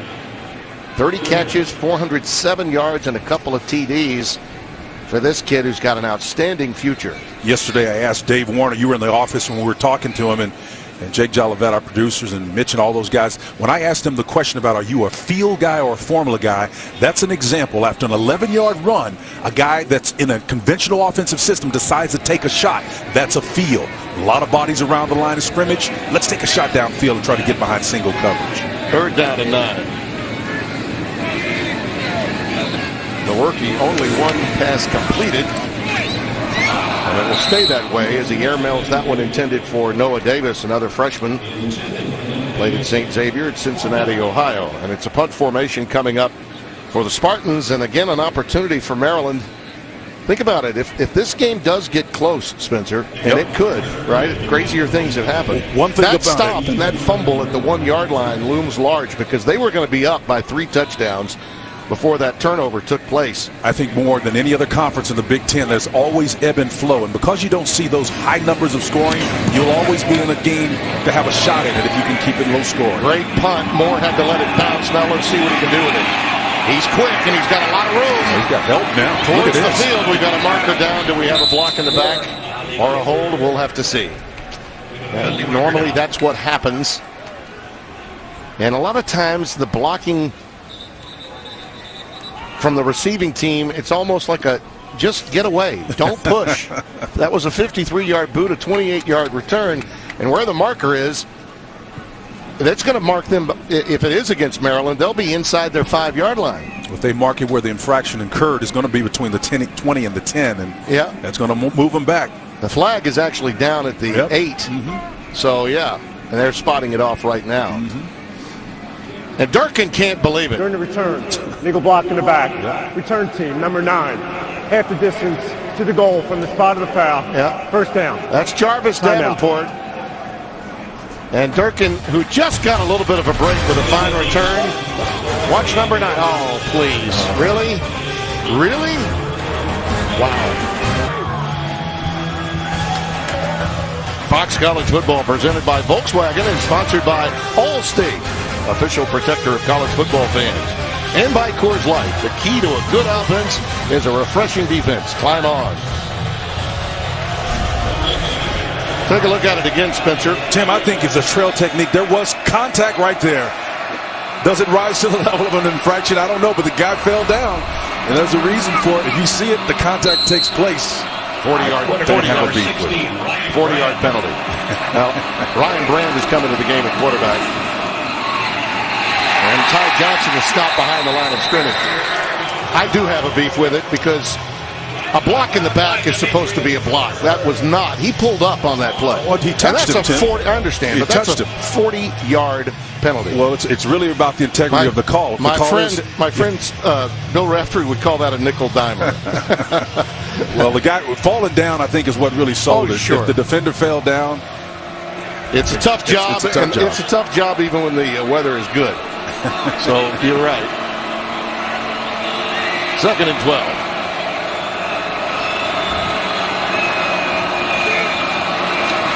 Out of the shotgun, Brand again. This is a youngster from Detroit, and by the way, was raised in East Lansing.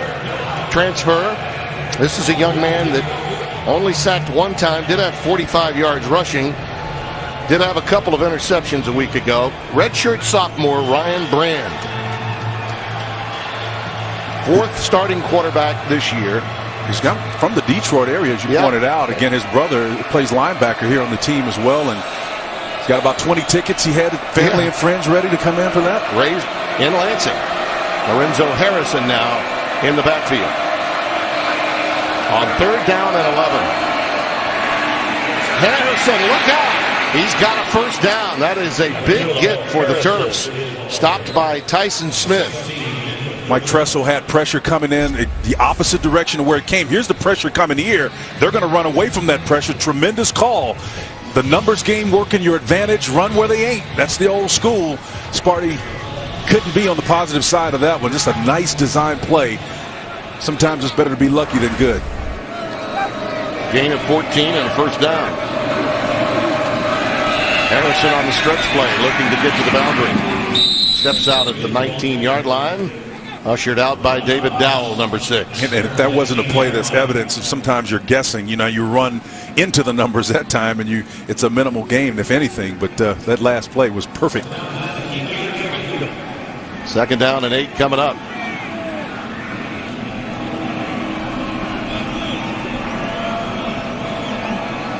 Look at Ryan Brown. You can't find him. It's like little Eddie LeBaron, the old Redskins and Cowboys club. Where is that kid? Well, the elements there are. He is. There he is. The elements are what they are, but again, it's still one of those tough situations where you can't create a run-pass conflict. You got to pass this ball. They read that one all the way. Lorenzo Harrison stopped behind the line. Bocce was there. So was Willikis, 48, the sophomore from Rockford, Michigan, who also watches a lot of film with Bocce. Where they're going to run this ball, but they're denying them, or basically saying, look, if you're going to pass this ball, good things are not going to happen to you on the inside. Everything about the way they were defending that was indicating there was going to be no game. You got to be able to take a shot down the field. The elements obviously not allowing them to do that. Well, you're into a stiff wind. There you see the average yards to go on third down. It's not been good. They've been against the chains most of the night. This is a stiff breeze that the youngster will have to throw into, and we've got a pre-snap flag. Should be false start. False start. Offense, number 6, 5-yard penalty. Third down.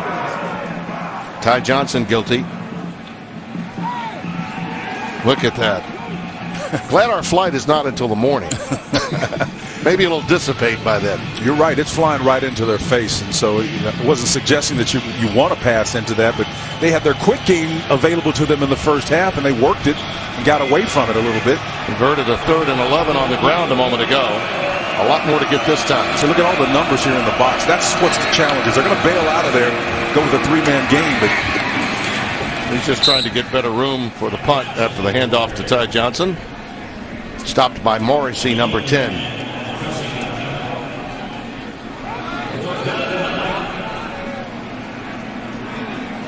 Last week against Michigan, I think it was Michigan, he was 16 for 35, 136 yards. And he's certainly capable, but he's not the type of quarterback that you need to push the ball down the field. Once again, the elements withstanding. How about welcome to the Big Ten in college football as a young quarterback playing against Don Brown's defense. Oh, yeah. There's a boot, end over end again with Cody White back deep. Another one of the reasons why that win today by Wisconsin was so important, and especially against a salty D like the Wolverines. Michigan State in control. They'll have it when we come back after the 38-yard boot.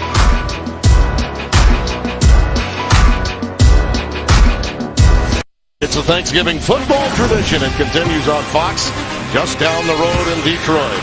Matthew Stafford will lead the Lions. It's a huge NFC North showdown. Vikings, there was a lot of talk about Teddy Bridgewater being available, but it will be Case Keenum. It's Thanksgiving Day, starting at 12:30 Eastern, 9:30 Pacific on Fox. Stream it live on Fox Sports Go. Joe and Troy will have it for you. Gerald Holmes in the game, and on first down, a little extra effort from the senior, and he gets it out to midfield. That's a healthy gain. Adam McLean, 91, making the stop. Wow. Percy Snow, remember him? Oh, linebacker, yeah. That was a plugger right there. He could run and chase, though, man. He was a sideline-to-sideline guy who was fierce. In the snow, we remember Percy Snow. 2nd and 2 coming up. I think of the old Duffy Daugherty days and Big Bad Bubba Smith and George Webster. Hannah played in that 66 game with Notre Dame, a 10-10 tie. Old Duffy Daugherty got it going. Gerald Holmes remains in the setback, and he'll take it on 2nd down. He has the first down inside the 45 to the 44. And speaking of the Irish, they're taking on Navy today. Let's get a game break from Greg Wolf. Yeah, that's right, Tim. Number 8 Notre Dame coming off that loss to Miami, having a little bit of trouble with that option attack of the midshipman. Brandon Wimbush, though, finds Kevin Stefferson, 9-yard touchdown. Their first lead of the second half. They lead 24-17, fourth quarter. Tim, Spencer, back to you. Thank you, Timmy. I wonder if there's a particular shade of green they're waiting for. Well, I'll tell you this. Niumatalolo is one of the best coaches in the game. Military academy or not, he's had opportunities, as we well know, and he loves it there. Not surprised Navy's right with him. As Holmes bounces off and is inside the 40, down at the 39 in the arms of Jermaine Carter. Always tough to tool up for those triple option attacks, man, when you've been dealing with throw game and spread and all that other stuff. It's tough. Great play by Carter. Again, you can see him. He anchors, man, and plays about as effectively with leverage as any player I've seen. But look at him slide off the the trash and the garbage, the noise inside to make an outstanding play on the edge. That guy should play on Sundays. Yeah. And look at his body language. Never stops. He's just wired, man. That's the kind of attitude you want right there. 2nd and 6. Holmes keeps his balance. Those short, choppy steps, it really helps in these slick circumstances. Dantonio with the tackle, number 50 for Maryland. It'll be 3rd down and short coming up. And maybe more like intermediate, 3rd and intermediate. We'll call it 3rd and 4.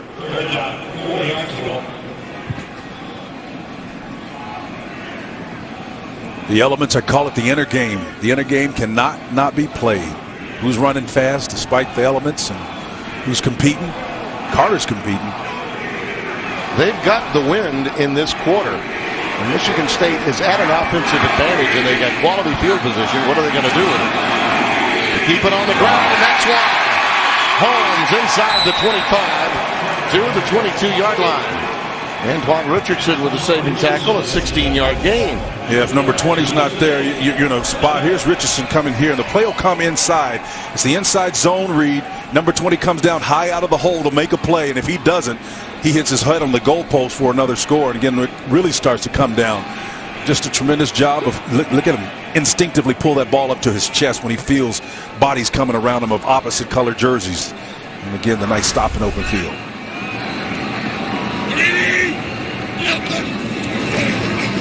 Play fake and a bootleg action here from Lewerke.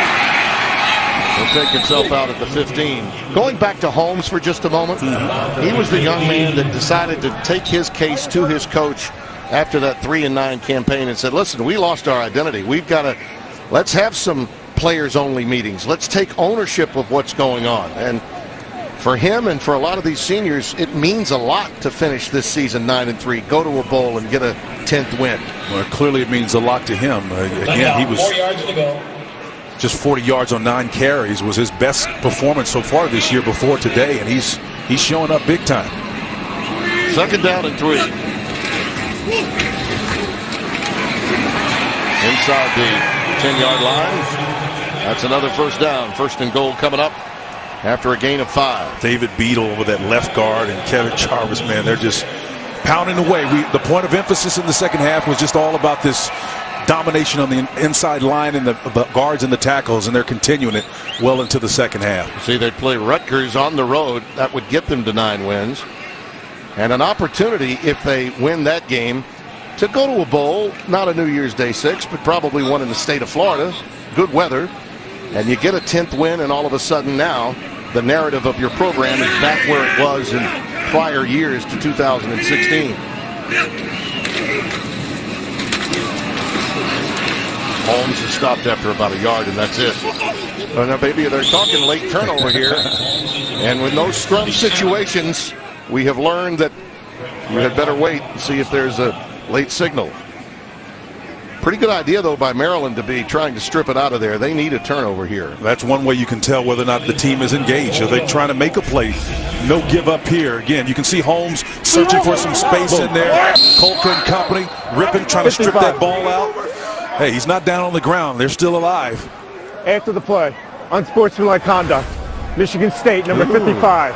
15-yard penalty, 2nd down. I think that may have been a reaction to the overzealous Maryland approach to try to get that strip. Jordan Reed took umbrage to it, and the freshman got tagged, and that's what Coach Dantonio is learning now. He's not liking that at all. Again, that's one of the youth exposing this team. A poor decision as they're knocking on the door to try to put this game out of reach, and you got a young player making a mistake that cost you big time. 2nd down and goal. Remember, he says that's you. Backed up at the 23-yard line. 2nd down and 23. Very significant penalty by the second-team tackle in the game, number 55 for Michigan State.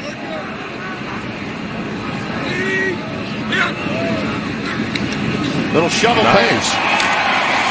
And it is Sokol, and he gets it down to the 10, inside the 10. Sometimes they'll go with their big personnel. They love their tight ends. Don't use them a whole lot in the run game inside. But since you've been running with Holmes and company, pretty heavily the little clever action right underneath here. You can see the sweep action, jet sweep to the back, but it's the tight end who gets it. Almost like a Utah pass, only with the tight end as opposed to the back. That's just the second. That's just the second completion for Lewerke today. This is the 10th play of the drive, and it's lasted quite some time. Clock going tick, tick, tick. Gerald Holmes in the backfield out of the shotgun. 3rd and goal. Plenty of time, and the pass is knocked away. Marker comes down late. Dotson, the intended receiver. 75 with a hold. We got something down here. Quantrez Knight was in position to knock that one away, and we'll wait and see I thought what the referee had to say. I thought Quantrez had nice coverage. He's in a trip. Well, he got that left hand, and it may have been before that. Yep. There was fouls on the play by both teams. Pass interference, defense, number 24. Holding, offense, number 75. Those fouls offset, 3rd down. So Jarvis, 75, gets called with a hold, and Knight basically did the same thing. As you surmised, it looked like a good play, but he had that left arm as he extended his right on the jersey of the receiver for Michigan State. That was Matt Dotson, 89. Let's see if we can see where Matt's he's got it. is. You can see it's him right here on the outside. Yep, that's a big takedown right there. Mbitani, number 50, was in the midst of being tackled by him. And we get a do-over. All right. They may take a shot here, Tim. They got 3 to the field. Maryland's not in a good situation they here. Aren't. They barely got their 3rd defender over there, and a marker comes down. Lewerke really upset. Timeout. Maryland, they're first in the half. Defensive coach Andy Boat knew he did not have the field covered. Timeout. College football is sponsored by Domino's. Order online and track your order. Well, the Silver Bells Parade, a tradition in Lansing. Marvelous setting here. That'll be one of the earlier Christmas parades. Not, it's a week before Thanksgiving, so but good for them. 33 years has been around? Well, it's good for the merchants, I'm sure. I'm sure they've all discovered that. Yes. Well, the ball is resting now just outside the 10. 3rd down and goal. And the mulligan that comes after 2 penalties were called, unsportsmanlike on Michigan State and pass interference 3rd down against Maryland, will finally get this play off. Gerald Holmes is in the backfield as Lewerke is in the gun. He'll keep it. And slides down in front of the tackle by Richardson. He's on that read. He chose to keep it. And 4th and goal coming up, and field goal time, which would be important, obviously, to make it a 3-score game. Matt Coughlin checks in, the redshirt freshman from Cincinnati. Made a 37-yarder. Well, Richardson has really been playing good ball down here. Again, got called for the interference a little bit earlier, but on that play, run force, he was where he was supposed to be to force an attempt. At least they've got the win to their backs. Yep, he had a 37-yarder, the lone points in the Ohio State debacle a week ago. Slight angle left. It's like he pulled it. He did. Wow. And a late marker comes down. Yep. Well, let's see. Shaquille Vay may have been guilty running into the kicker. We'll check this out. Running into the kicker. Defense, number 84. 5-yard penalty. 4th down. So it doesn't give them a first down, obviously, because it was 3rd and goal, but it does give them a mulligan. And he's trying to hold up. Yeah, that's weak. And he was trying to hold him. You want to? I'm sorry. You want to debate that one with me? Wow. Durkin has every right to be upset. I mean, he really does. Jaquill's just clearly trying to pull up, eh? Yeah, really. Wow. I mean, that's an anticipation call. It's just that simple. Now it'll be 27 yards, same angle. And this time, he got away with a slice. But it does make it 17-0. That is a huge call. Oh. Big call. Home team now up by 3 scores. Oh, I sliced it, but I got away with it. I'm with you, Coach.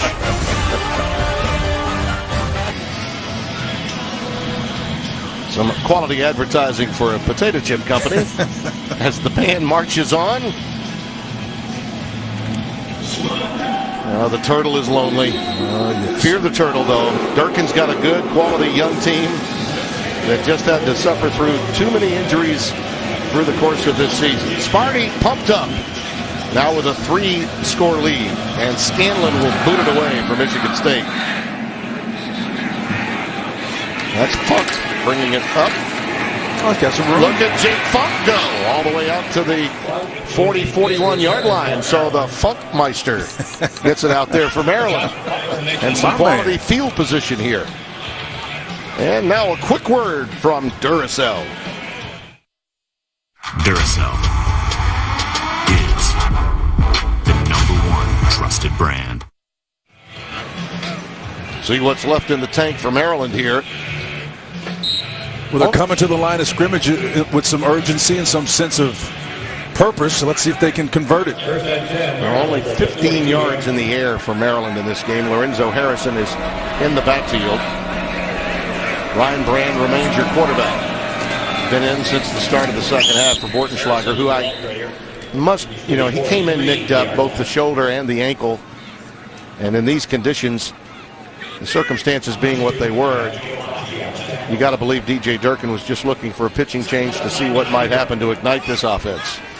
Well, they need it because Sparty has been on fire. I mean, after giving up 335 rushing yards, they've been lights out this week. 2nd and 9.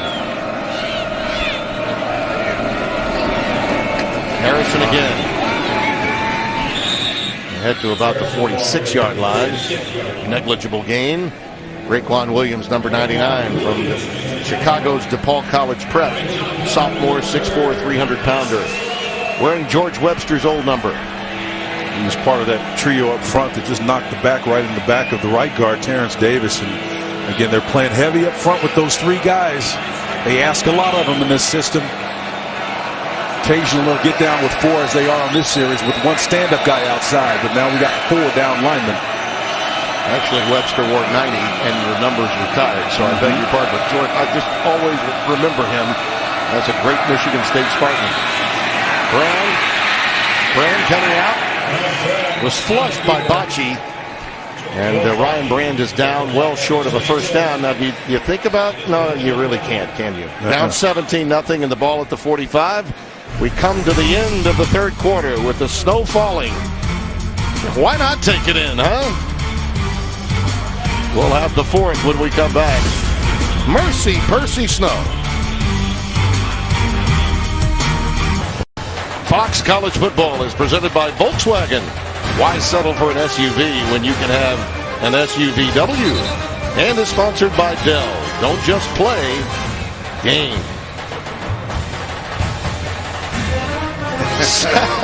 Somewhere. This is my man here, Brett Bender, son of Gary. Through the storm, able to spot with those binoculars. That's Scotty down there, too. Scotty gets over here, the content coordinator from New Orleans with Love. It's all about team, but remember, there's no I in team, but there is in Timmy B. Never met a microphone you didn't love. On camera, by the way. Montre London is in the backfield. And he'll take a little face reverse action. And Montre with his first carry of the proceedings today. Tim, you're talking about the impact that the elements could have on this game if present course holds. These 2 teams are on pace to set a 20-year record in terms of combined totals for yardage through the air, which would be amazing. I'm thinking about bad weather games that maybe Brett's dad, Gary Bender, called with you in them. Oh, yeah. Oklahoma, Nebraska games back in the day. He called that rainy one in Nebraska with the dive. Yeah. He could go. Little Spitzer Tilton. He didn't run it outside. 2nd and 9. London. And Darnell Savage, number 4, comes in to make the stop. Slippery When It's Wet was a hit song by the Commodores years ago. And that's been slippery today for Michigan State. And it happens when you try to cross over. And even Sparty goes down, man. Our producer, Jake Jolivet, 18 to 20 years my junior, says, well, somebody besides the Commodores did that too. It was Bon Jovi, I believe. Was it? Yeah. Those guys are too young. Their breath smell like Similac. They don't remember that. That was a long time ago, man. Dilly dilly. Dilly dilly. I ordered one of those at a restaurant once. Here's London. Stopped behind the line of scrimmage by Rayvon Davis. That's an outstanding play. There's some Maryland defenders. And I give it Davis is one.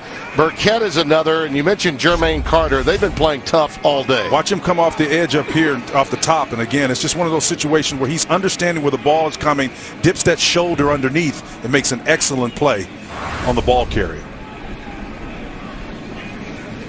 Well, let's see, Spencer, we thought about the possibility of maybe Maryland going 4-down territory because of the limited number of possessions you'd anticipate. The good news is if they're going to get 4, it's good that they got to stop right here. No question. Again, they're going to be enthused. Those guys were bouncing around after that big stop. Here, they'll get excellent field position. Goes dead at the 41-yard line. As Moore lets it rest. They'll have quality field position, but the Spartans have been tough, pitching a shutout on Senior Day in East Lansing.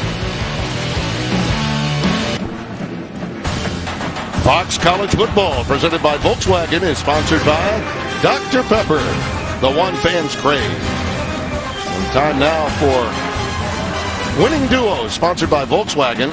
Why have an SUV when you can have an SUVW? And this combination in the backfield has been dynamite for Sparty. Well, again, after those 4 consecutive outings where they couldn't get 100 yards, they blew that out of the water with 190 in the first half, and they continued on behind Holmes and company and Scott. Excellent job in the second half. Max Bortenschlager back out there for the first time in the second half. And again, airmails a pass towards the field as he was looking at the sidelines for DJ Moore. He has a tendency to miss open receivers high. That's been true all season, whether in these elements or otherwise. And that was an opportunity missed there. Well, listen, Walt Bell is a great offensive mind, but you know, in the elements, even though they appear to have calmed down, that's a next level throw across the field into the snow, man. That's a tough throw.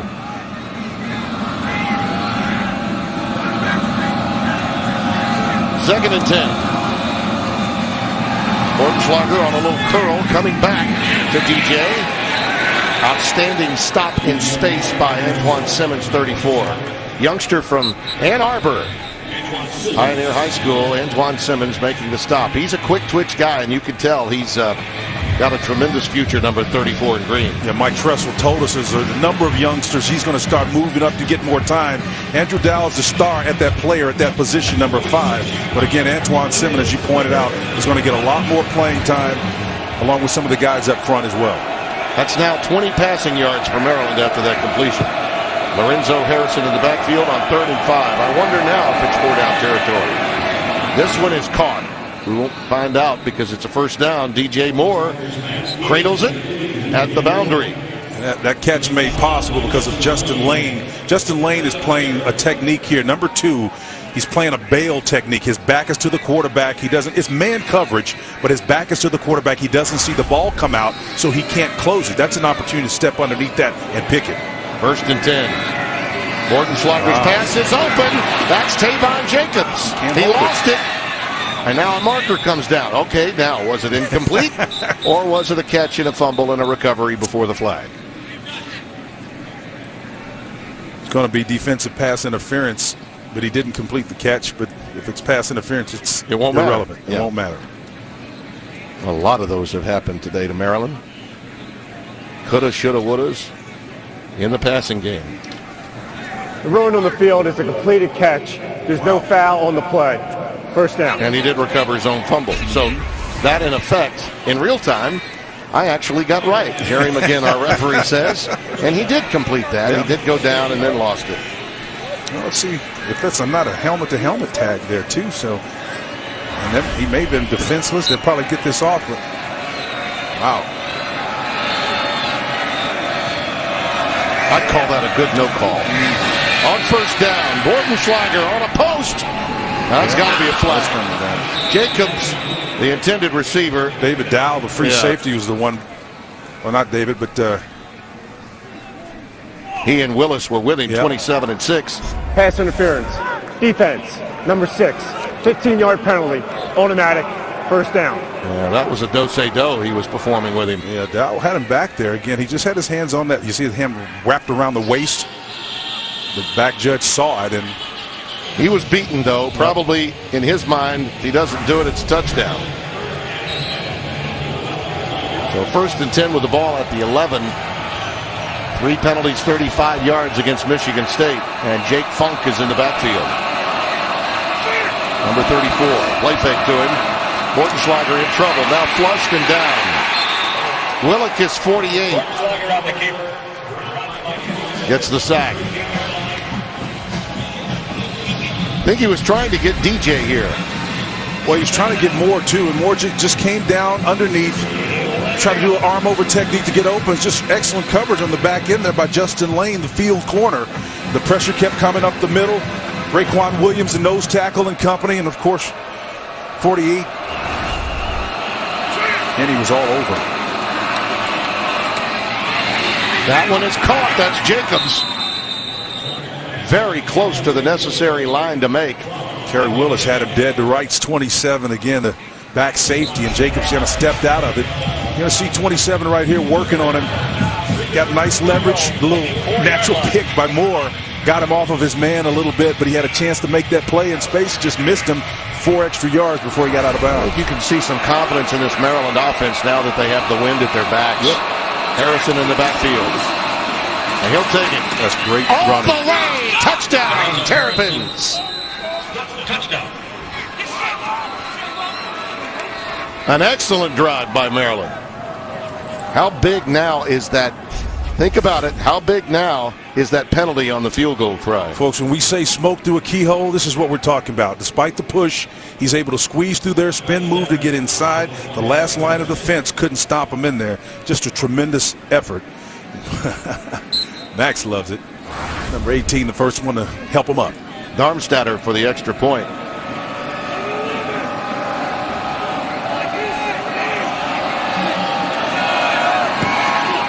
So that's their second possession, technically, because they had a 4th down and punt to open. If they get the ball 2 more times, they got a shot. But they're having some fun in the snow right now at Maryland. Big fun. Yes. Fox College football is presented by Volkswagen. Suddenly a 10-point game, 17-7. Michigan State with the lead. Yeah, excessive juice. As we like to say in our business, no pops until after the game. But there can be excessive juice during the game if you're participating in it. And you see Danny Sutton is ready to kick it away for the Terrapins.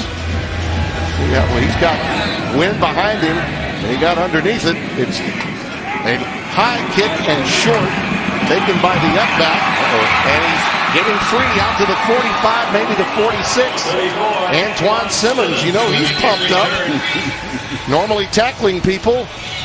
Sure, there's some running back in him, though. You got to figure.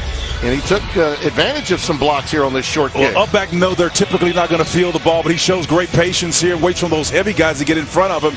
Just nice, solid running upfield to put him past the 50-yard line or close to it. Move over, Le'Veon Bell. I'm here. That 34, man.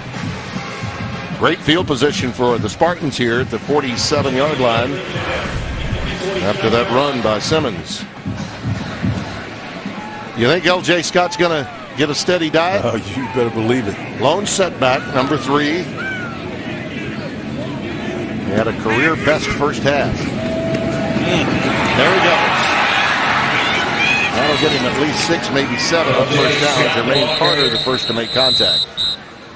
That play's set up because of the steady running inside. Again, when you're able to come back and across the field, across the formation, that's been set up by those inside runs. And all of a sudden, those big, heavy guys up front try to get to that gap.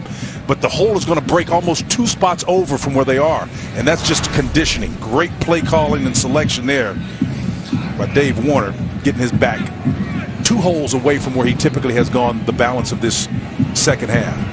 Dave told us they wanted to run the ball.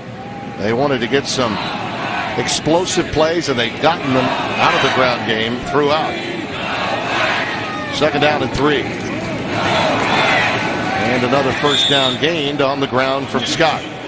You know, some of his play designs, this is just about north and south running here, but he does give his backs latitude, L.J. Scott, and of course, and Gerald Holmes, the latitude to read and go away from the immediate or intended blocking combination. And again, I think that's what they're looking for a little bit more. More creativity in what they're doing offensively is going to help Sparty. They've got a quarterback that they can lean on that can help them out in that. When teams start bringing down an extra defender to deal with that inside run game, that's when Lewerke can come out and be a big asset in the run game. 256 total yards, you may have read on the Fox box there, for rushing for Michigan State. And that guy, number 3, has the lion's share of it. 135 and counting as he takes off here and is stopped at the 41-yard line, pushed back by Antoine Brooks. You know, you look at it, Spitzer, and with the clock ticking, and don't forget that great rivalry between Cal and Stanford coming up. Joe Davis and Brady Quinn will have it for you. Bruce Feldman, I notice, is in the studio today. He's been on the sidelines for that team all year long. The thing you have to look at here for Michigan State is if they get another first down, the clock just continues to run. It takes a minimum of 2 possessions here because of that field goal try that they got a mulligan for on a very questionable running into the kicker call. If this were a 1-possession game at 14-7, the dynamics would be completely different. No question. At some point in time, you got to start using those timeouts, too. On 2nd and 9, Scott burrows as MB Tanya gets him.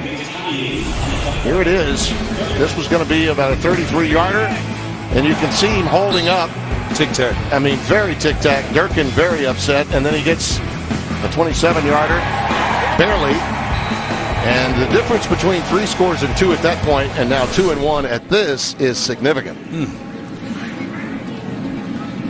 Well, again, it goes back to the whole discretion deal. I mean, it's not snowing now, but it was hard at that time. And trying to stop on this field, this natural surface, you get yourself hurt more often than not. So I think that was just a bad call. Happens. These guys do the best job that they can. Lewerke, boy, that was tough. Incomplete. Sokol with the intended receiver, and Richardson was over there covering. Both guys were slipping. Fans wanted an interference, but that was incidental contact. Well, Carter was really after him, man. Lewerke, he had to get out of there because the number 1 was on his hind parts, forced that ill-advised throw, and again, nothing good happens when you're horizontal trying to throw a football. Lewerke just 2 of 14 for 20 yards, but he does have a rushing touchdown in today's game. Now, DJ Moore is back deep. That kick return, by the way, by Simmons flipped the field for field position, so he'll field this one. This will be good. Moore lets it bounce, and will go down inside the 15-yard line. 29 yards on the boot. Maryland needs it twice, and they need to score twice as the snow falls in East Lansing.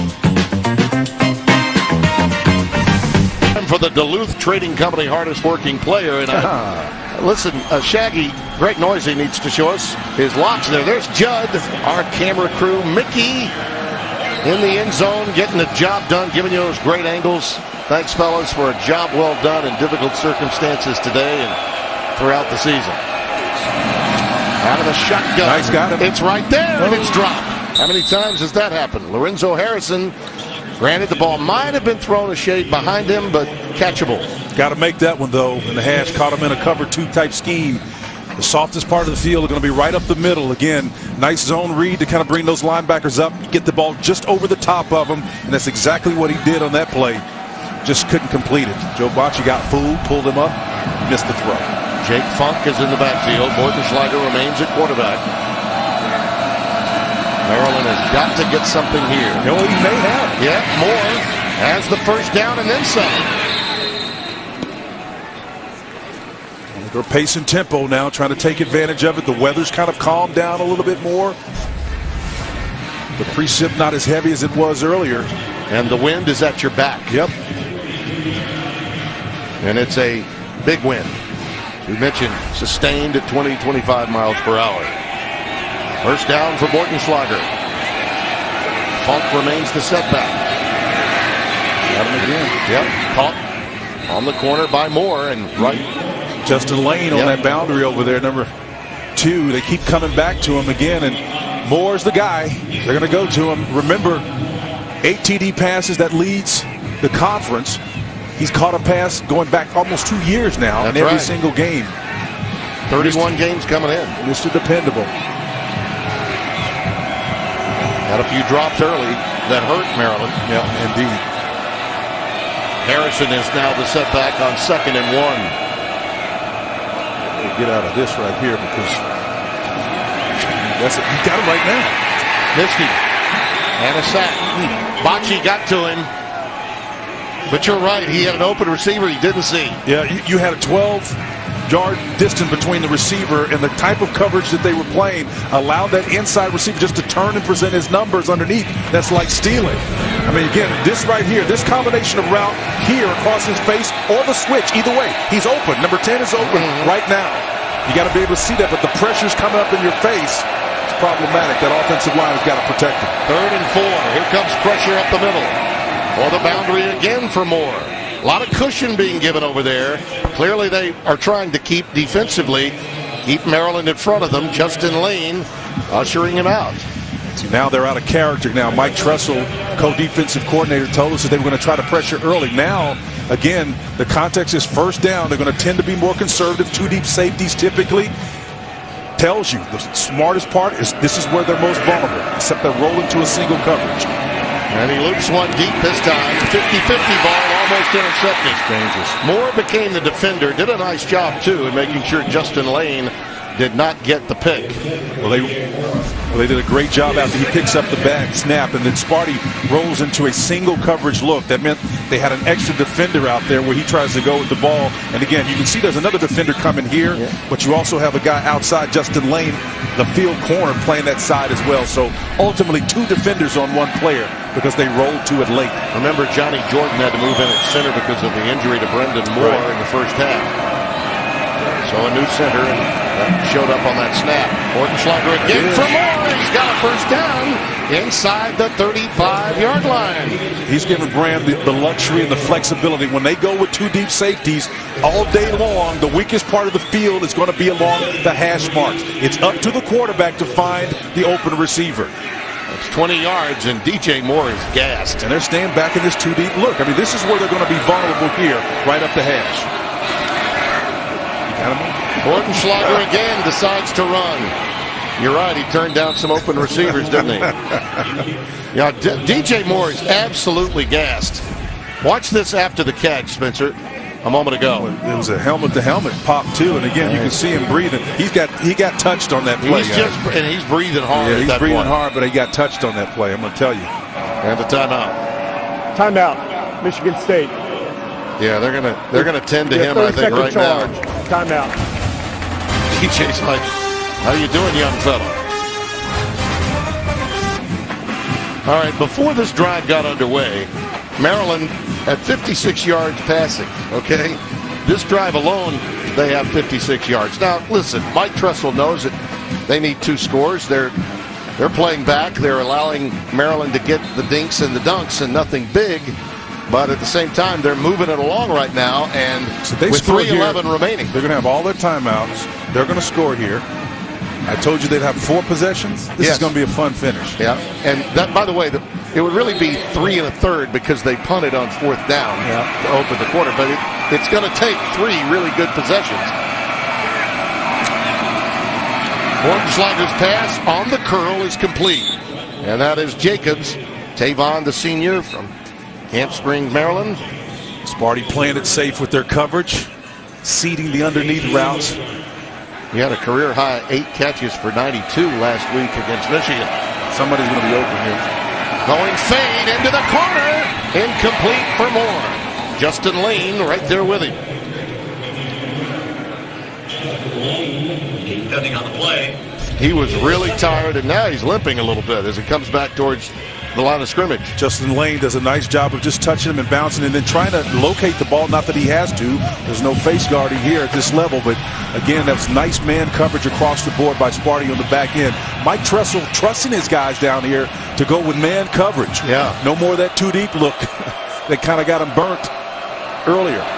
Harrison remains in the backfield. Jacobs now comes back to help with some protection.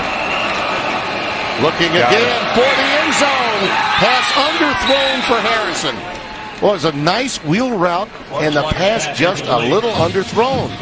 Chris Fry, the Sam linebacker, was the guy that was in a trail technique, and again, the ball needed to have some air underneath it. It was a bad duck.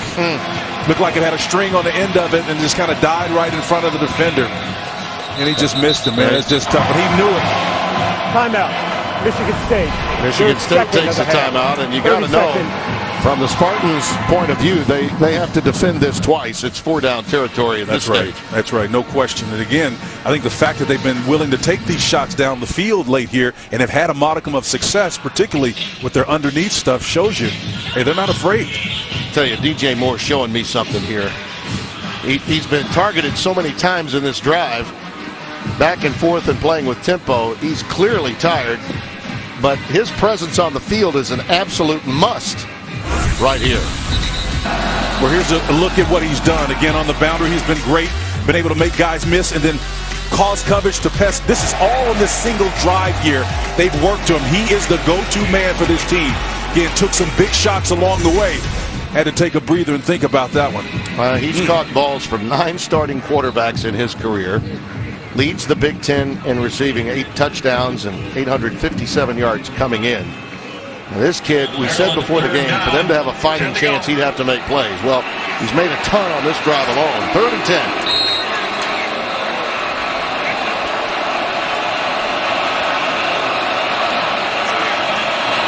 Bortenschlager with pressure off the edge, trying to dump it underneath. The ball was deflected.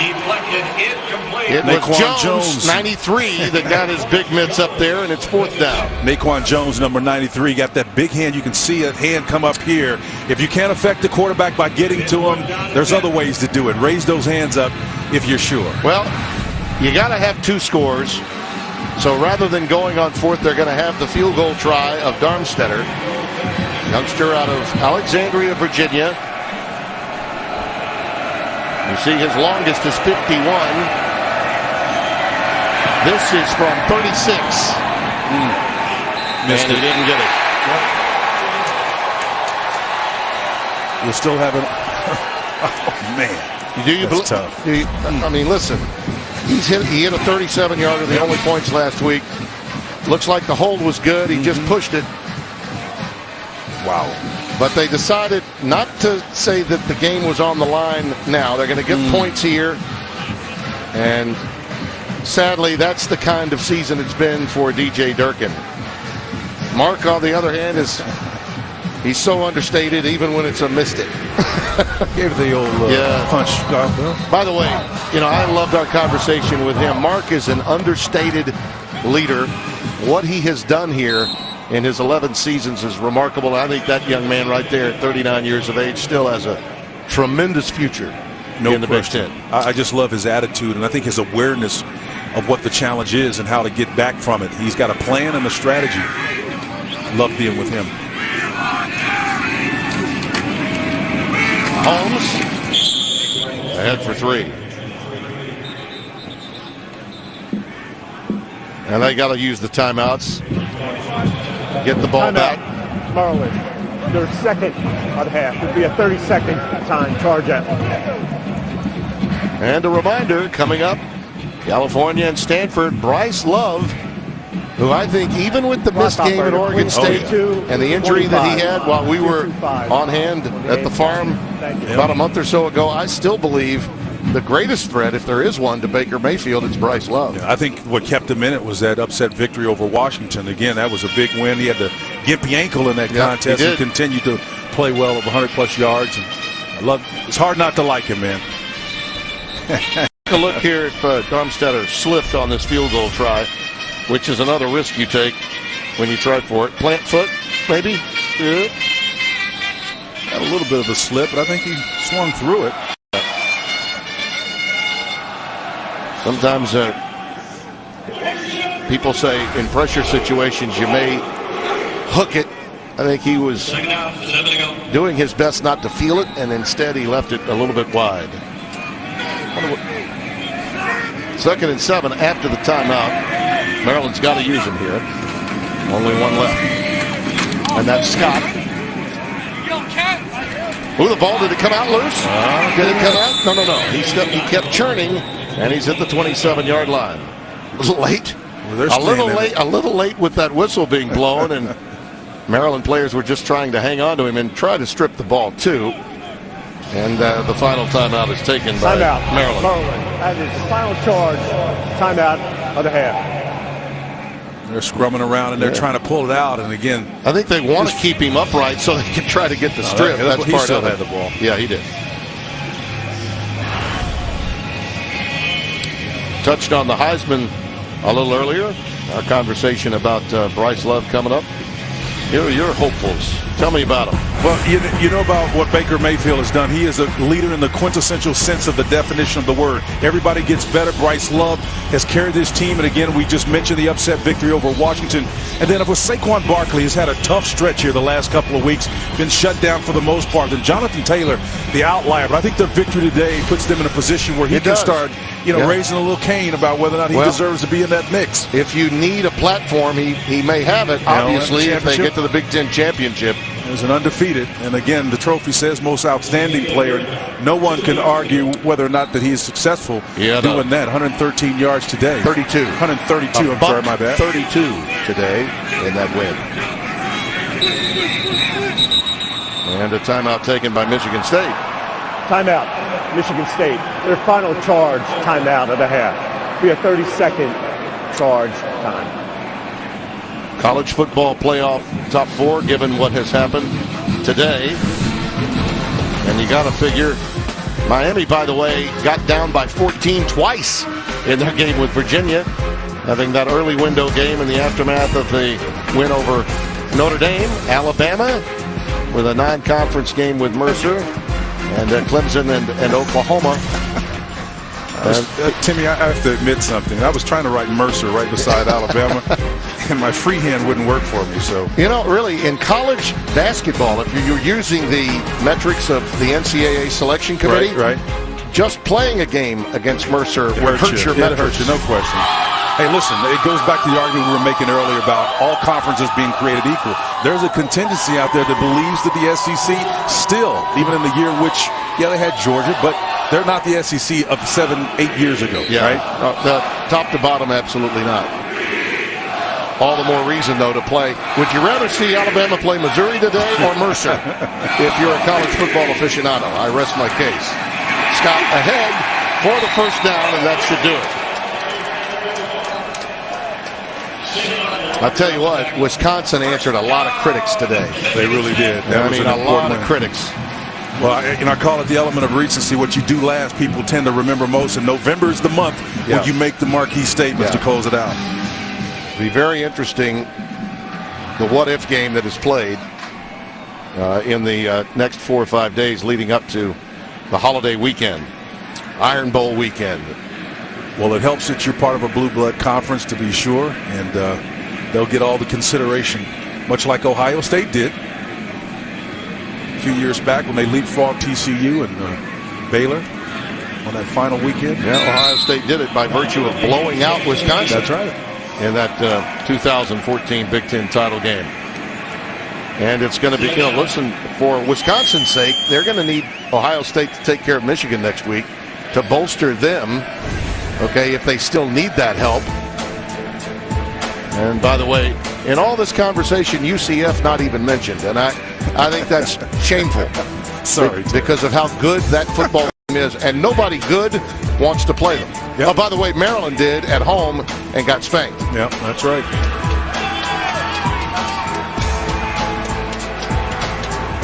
Georgia still has, I think, a very good chance to get back into it, though, because of winning the East and having that shot at either Alabama or a rematch with Auburn. And Lewerke takes care of it with a kneel down, and senior day has been preserved for the Spartans. And Damian Terry getting in there to take it. He gets that opportunity to come in for the final play. Senior from Erie, Pennsylvania. And what a nice gesture, I think, on the part of Dantonio and the coaching staff, with the understanding that An opportunity for the senior to take the snap, to hold on to the ball at the end is a very nice thing to do. Yep. Well, I guess they'll just concede, and they will. Little letter of the law not being taken into consideration. I think that's great. He was an outstanding freshman when he came in. Yes, they used to cheer his name. There's our final, 17-7. And coming up after this break, we'll send you to Rob Stone in Los Angeles for more college football coverage. Cal and Stanford coming up. For Spencer Tillman, Holly Saunders, who had a great time at our alma mater this week. Tim Brando, so long for now.